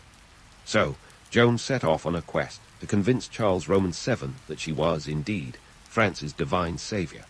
And let's be real, convincing a future king that you're heaven-sent is no small task, especially when your resume includes heard voices at age 13 and can operate a plough. But Joan, armed with nothing but faith, a spiffy new outfit, and a steely determination, was ready to give it a go. Now, before you imagine Joan in a dazzling suit of armor, let's talk medieval fashion. Armor wasn't just something you picked up at the local blacksmith like a pair of jeans. It was costly, heavy, and about as comfortable as a bed of nails. Joan opted for practical male attire, which raised eyebrows and questions about gender norms. But hey, she was a trendsetter centuries before her time. Her choice was both strategic and symbolic, a visual statement that she was ready for battle, not just tea with the ladies. Arriving at Chinon, Joan's first task was to get Charles's attention amidst advisors who probably saw her as more of a curiosity than a credible military leader. Joan had a knack for the dramatic, a flair that would make even the most jaded courtier sit up and take notice. Her sincerity, combined with an uncanny ability to predict future military skirmishes, piqued Charles's interest. Remember, this was a time when superstition was as common as fleas on a stray dog, so Joan's visions weren't entirely out of left field. Charles, possibly inspired by either desperation or the odd celestial nudge, decided to give Joan a chance. But he wasn't just going to hand her the reins of his army without a little medieval HR process. Enter the theological examination, a sort of divine background check to ensure Joan wasn't a heretic, or worse, an English spy. Spoiler alert, She passed with flying colours, her faith and conviction winning over the sceptical clergymen who grilled her like a medieval Gordon Ramsay. With Charles's blessing, Joan was given command of an army. Yes, the fate of France now partially rested on the shoulders of a teenage girl whose military experience was, well, non-existent. But sometimes, fresh eyes and a stubborn heart are what you need when tradition has driven you into a ditch. Joan's presence alone was a powerful morale booster, and in the gloomy landscape of war-torn France, that counted for a lot. Now let's talk about the medieval PR machine. Joan's story was spun into a legend in real time. Her arrival at Orleans was nothing short of a PR coup. The city, besieged by the English, was in dire straits, and Joan, with her banner flying high, was the embodiment of hope. Her image as a divinely inspired savior spread like wildfire, and her enemies were both baffled and bemused by this unexpected adversary. The French saw her as a beacon of divine justice, while the English were convinced she was a witch. Talk about polarizing. Yet, Joan's mythos was a double-edged sword. Her growing reputation as a miracle worker placed her on a precarious pedestal. It was both a blessing, because let's face it, who doesn't love a good underdog story, and a curse as expectations soared to impassable heights. But Joan, ever pragmatic, wasn't swayed by the hype. Her focus was on the mission, lifting the siege of Orleans and seeing Charles crowned at Rheims. Everything else was noise. As Joan prepared to lead her first battle, the air was thick with anticipation and a hefty dose of skepticism. Her troops were a motley crew, comprising seasoned soldiers and fresh recruits, all unsure about their new commander. But Joan had something even the most grizzled veteran lacked, a conviction that bordered on the supernatural. She believed that victory was not only possible but inevitable, and she made sure her troops believed it too. The siege of Orleans was a pivotal moment. The English had dug in, confident in their superior numbers and strategic position. But Joan, with her uncanny knack for rallying the troops and her unyielding resolve, turned the tide. The French launched a series of assaults, with Joan leading the charge, her banner a symbol of defiance and divine favor. Her presence on the battlefield was electrifying, and her courage inspired her soldiers to fight with renewed vigor. And wouldn't you know it, the siege was lifted. The English withdrew, bewildered and battered, leaving behind a city that was euphoric and eternally grateful. Joan's reputation skyrocketed, and her legend grew with each retelling of the victory. But while the French celebrated, Joan's detractors sharpened their knives, wary of her growing influence. Yet Joan pressed on, undeterred by the political machinations and the whispers of doubt. Her next mission was clear: get Charles to Rheims for his coronation. The road was fraught with danger. English forces weren't about to let the French have a victory lap without a few hurdles. But Joan, ever the optimist, knew that the crown was within reach. As she marched alongside Charles's entourage, Joan's presence was both a morale booster and a source of intrigue. Her unconventional methods and unwavering faith were a breath of fresh air in the stale corridors of power. Yet it was a delicate dance. Joan had to navigate the treacherous waters of politics while staying true to her mission. In this medieval Game of Thrones, Joan was the wild card, the unexpected hero who defied the odds and challenged the status quo. Her story was a testament to the power of belief and the impact of one determined individual in the face of overwhelming adversity. But as with all meteoric rises, shadows loomed on the horizon, ready to test Joan's resolve and redefine her legacy. So, as Joan and her ragtag band of believers made their way to Rheims, the stage was set for the next chapter in her extraordinary saga. The path was uncertain, the stakes were high, and history was watching, ready to record the deeds of a young woman who dared to change the course of a nation. Would Joan's divine mission continue to defy expectations, or would the harsh realities of medieval politics and war catch up with her? Only time would tell, but one thing was clear: Joan of Arc was not done writing her chapter of history just yet. As Joan and her entourage advanced toward Rheims, they were not just marching. They were rewriting what it meant to be a hero in medieval France. The reality of medieval warfare was far from the romantic gallantry seen in movies. Think less Braveheart and more Game of Thrones, minus the dragons. Get ready to delve into the gritty details of Joan's military exploits, where strategy was as crucial as swordplay and logistics made or broke entire campaigns. First things first, let's tackle the siege of Orleans, that pivotal point where Joan's divine mission met the cold steel of English swords. Orleans was more than just a battle. It was a symbol of French resilience. The city had been under English siege since October 1428, with supply lines cut and morale plummeting faster than a lead balloon. The English, led by Thomas Montagu, no relation to Romeo's Montague, though a star-crossed ending awaited him, had fortified themselves around the city with a series of bastilles, fancy word for fortified outposts, which were as impenetrable as a medieval teenager's diary. Enter Joan, the teenage commander with no formal military training, but with a surplus of determination. Her strategy, direct assaults on these bastilles. It sounds reckless today, but Joan's confidence was a game-changer. The French forces, numbering around 4,000 to 5,000, were buoyed by her belief that victory was not only possible, but divinely assured. The English, on the other hand, were about 3,000 strong, but they were veterans, hardened by years of war. They underestimated Joan at their peril.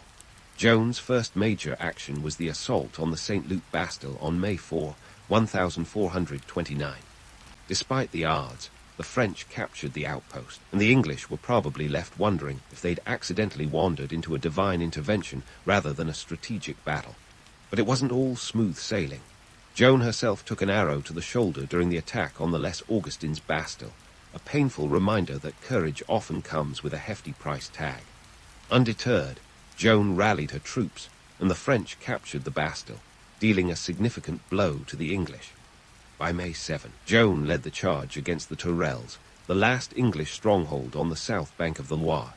It was here that Joan's presence became undeniably electrifying. Her banner, a powerful symbol of divine justice, flew high as she urged her troops onward. The English, caught off guard by the ferocity of the attack, and perhaps unnerved by Joan's presence, retreated. The siege was lifted on May 8, and Orleans was free. It was a moment of triumph not just for Joan, but for France, a turning point in a war that had seemed endless. Now, let's not sugarcoat it. Joan's victories weren't simply divine magic. The French had been bolstered by fresh troops and supplies, and the English were stretched thin, their resources dwindling. Joan's real genius was her ability to inspire. Her presence was worth as much as a battalion of soldiers, and her courage was infectious. She was the medieval motivational speaker with a sword, making the impossible seem entirely within reach. Yet, as Joan's star ascended, so did the rumors and skepticism. The English, unable to comprehend their defeat, labeled her a witch, a classic medieval move when faced with something they couldn't explain. The French nobility, meanwhile, were both awed and wary of Joan's influence. Was she a savior or a threat to the established order? Joan, however, remained focused on her mission, to see Charles crowned at Rheims. From Orleans, Joan and the French forces scored a series of victories, capturing Jargeau on June 12, where the Earl of Suffolk was captured, and then moving on to Meuse-sur-Loire and Beaugency. These successive triumphs were not just military victories, but PR gold, each one solidifying Joan's image as the Maid of Orleans, the divine warrior destined to save France. And then came the Battle of Paris on June 18, 1429, a battle that would further cement Joan's legendary status. The French forces, led by commanders like La Hire and Jean-Partin de Zaintrailles, caught the English off guard. The English longbowmen, usually the terror of the battlefield, were routed before they could even set up their defenses. It was a complete rout, with the French achieving a staggering victory. The English losses were heavy, and the battle was over in what felt like the blink of an eye. This victory opened the road to Rheims, and Charles's coronation was now more than just a dream. But let's pause for a reality check. Joan's victories, while spectacular, were also a product of timing and circumstance. The French were gaining momentum, and the English were overextended, their resources and morale stretched to the limit. Joan's role was undeniably pivotal, but it was also part of a larger shift in the war's dynamics.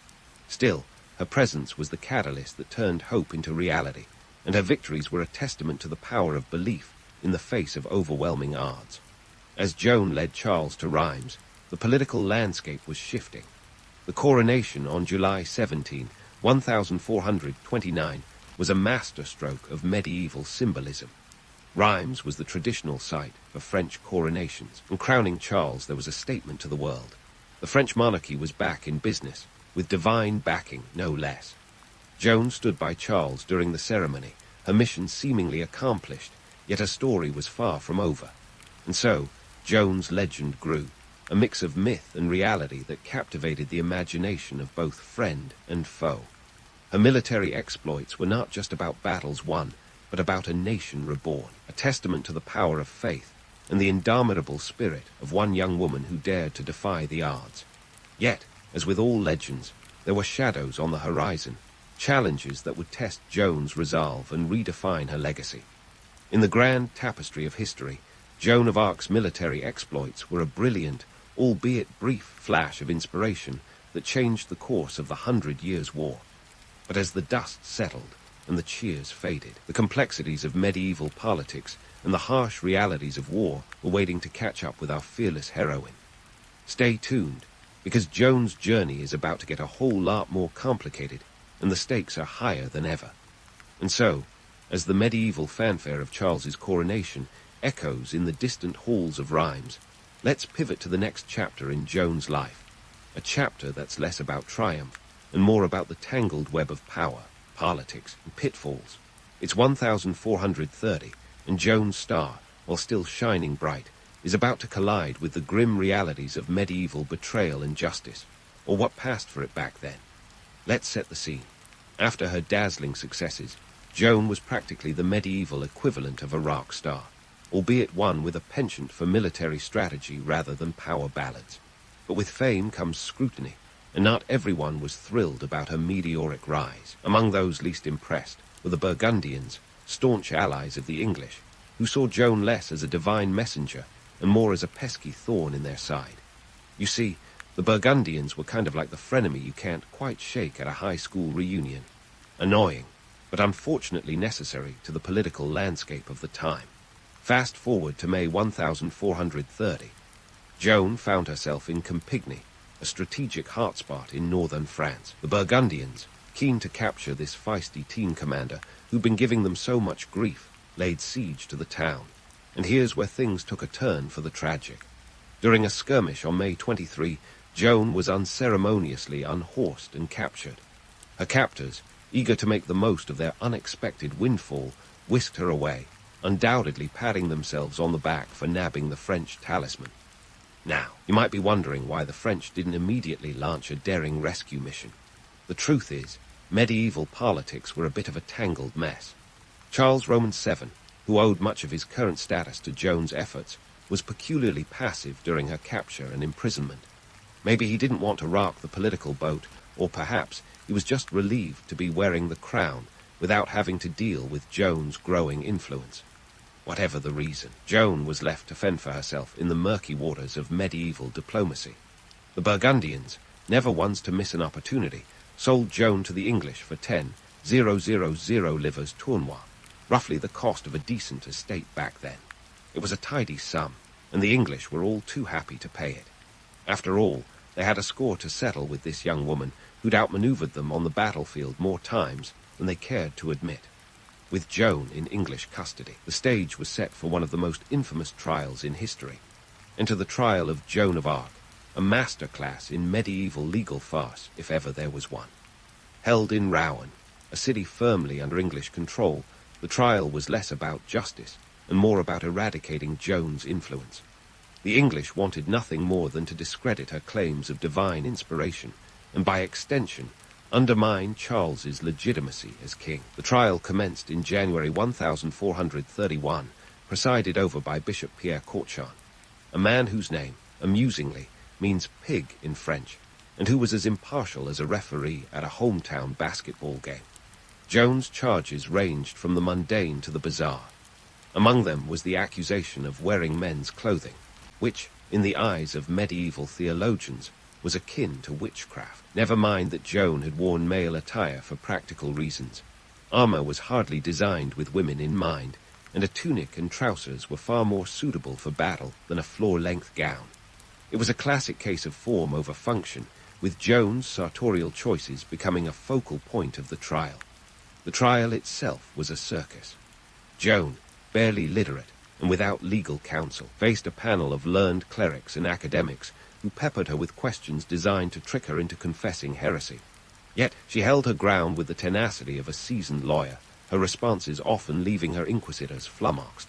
She deftly sidestepped traps about her visions, insisting they were divine in nature, and refusing to be swayed from her convictions. Her defiance was admirable, but it also sealed her fate. The court, determined to make an example of her, was less interested in truth and more in a verdict that suited their narrative. The trial dragged on, a grueling affair that would have tested the patience of a saint. Joan, isolated and under immense pressure, eventually signed a recantation, a document she couldn't read, admitting to her supposed sins. But even this was a temporary capitulation. She later recanted her recantation, reaffirming her faith and her visions, much to the chagrin of her captors. And here's where the dark humor of medieval justice truly shines, or rather, casts a shadow.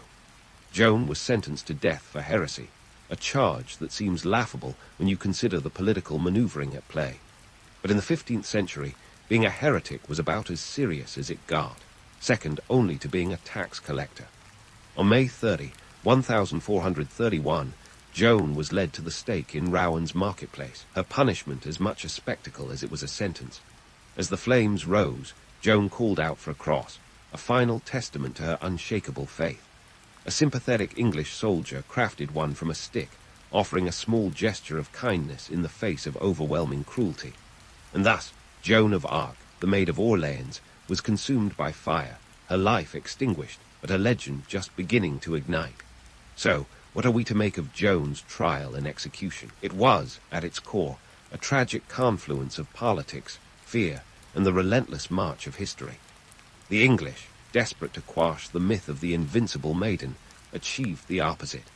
Joan's martyrdom only solidified her place in history, transforming her from a military leader into a symbol of French nationalism and resilience. In a world where justice was often as elusive as a unicorn, Joan's trial was a stark reminder of the lengths to which those in power would go to maintain their grip. It was a medieval courtroom drama with all the trappings of a modern legal thriller, albeit with a far less satisfying conclusion. Joan had been a beacon of hope in a dark time, and while her life was cut tragically short, her legacy was immortalized in the hearts of those she inspired. But the story doesn't end here. The seeds of doubt sown by her trial would take root, and decades later lead to her posthumous rehabilitation. Yet, for now, we leave Joan's tale at its most somber point, a reminder of the cost of defiance in an age where conformity was king. Stay tuned as we explore the aftermath of Joan's martyrdom and the enduring impact of her life on France and the world beyond. As the smoke from Joan's pyre drifted into the skies above Rowan, her story was far from over. In fact, it was just getting started in the annals of history.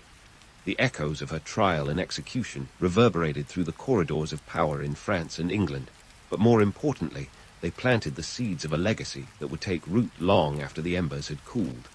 Fast forward a couple of decades, and France had done a bit of soul-searching. Charles Roman VII, yes, the very king Joan helped crown, who had been mysteriously passive during her trial, decided it was time to revisit the whole sordid affair. Like a late-night eater reconsidering that questionable street food, Charles had a change of heart and ordered a retrial in 1456, a whopping 25 years after Joan's execution. This was less about righting a wrong and more about shoring up his own legitimacy. After all, a king propped up by a heretic wasn't the best look, even in medieval France. So, let's talk about this retrial, a posthumous legal drama that would make any modern courtroom series seem tame. Joan's nullification trial, as it was called, was a do-over on a grand scale. The new proceedings were held in Paris, the heart of French power, and involved a cast of characters who were determined to clear Joan's name. The trial was meticulous, re-examining the evidence, or lack thereof, and featuring testimonies from 115 witnesses, including soldiers, clerics, and townsfolk who had known Joan. It was the medieval equivalent of a Netflix documentary series, each episode peeling back another layer of intrigue and injustice. The outcome, a resounding oops our bad, as the original trial was declared invalid and Joan was exonerated. The verdict was a PR win for Charles and a cathartic moment for the French people. Joan, once labeled a heretic and a witch, was now officially recognized as a martyr. Her reputation was restored, and her story was once again told as one of courage and divine inspiration. The retrial was a testament to the power of public opinion and the shifting sands of political necessity. It was also a stark reminder that history is often rewritten by those who hold the quill. But Joan's posthumous journey didn't stop there. Fast forward a few centuries, because why not take the scenic route through history? And we find ourselves in the 19th century. France, always a fan of a good comeback story, was in the throes of a nationalistic revival. The country needed a hero, and who better than Joan, the peasant girl who became a warrior and a martyr. Her story was dusted off and polished, a symbol of French resilience and identity. Enter Pope Benedict XV, who in 1920, nearly 500 years after Joan's execution, officially canonized her as a saint. That's right, the teenage girl burned at the stake as a heretic was now a bona fide saint, complete with feast days and everything. Joan of Arc became Saint Joan, a celestial U-turn that would have made even the most hardened skeptic pause. Her canonization was both a spiritual recognition and a cultural one, cementing her status as an icon not just in France but around the world. Now, let's debunk a few myths because, let's face it, history loves a good embellishment. Joan's story has often been romanticized, with tales of her angelic visions and battlefield prowess taking center stage. The reality. Joan was a product of her time, her visions likely influenced by the deeply religious and superstitious world she inhabited. Her military success was as much about timing and the desperation of the French forces as it was about divine intervention. But the myths endure because they speak to something deeper, a longing for heroes who transcend the ordinary, who remind us that courage and conviction can change the course of history. Joan's legacy today is as multifaceted as a medieval tapestry. She's a national hero in France, a symbol of faith and defiance, and an enduring figure in literature, film, and art. From Shakespeare to Shaw, her story has been told and retold, each version adding another layer to the legend. In modern culture, she's been everything from a feminist icon to a symbol of religious zealotry, a testament to her complex legacy and the diverse ways in which history can be interpreted. And here's the kicker. Joan's story raises the perennial question of how a peasant girl from Domremy became a national hero and eventually a saint. Was it divine providence, sheer determination, or the whims of history? Perhaps it was all of these and more. Her life and legacy remind us that history is not just a series of events, but a narrative shaped by those who live it and those who tell it. Joan was an ordinary girl thrust into extraordinary circumstances, a reminder that sometimes the most unlikely people can leave the most indelible marks on history. In the end, Joan of Arc's story is a tapestry of myth and reality, woven together by the threads of faith, politics, and the human spirit. It's a reminder that heroes come in all forms, and that the echoes of their deeds can resonate through the ages, inspiring generations long after the dust of their time has settled. So, as we bid adieu to the Maid of Orleans, may her story continue to inspire and provoke, a testament to the power of belief and the enduring quest for justice in a world that is, more often than not, as complicated as it is compelling.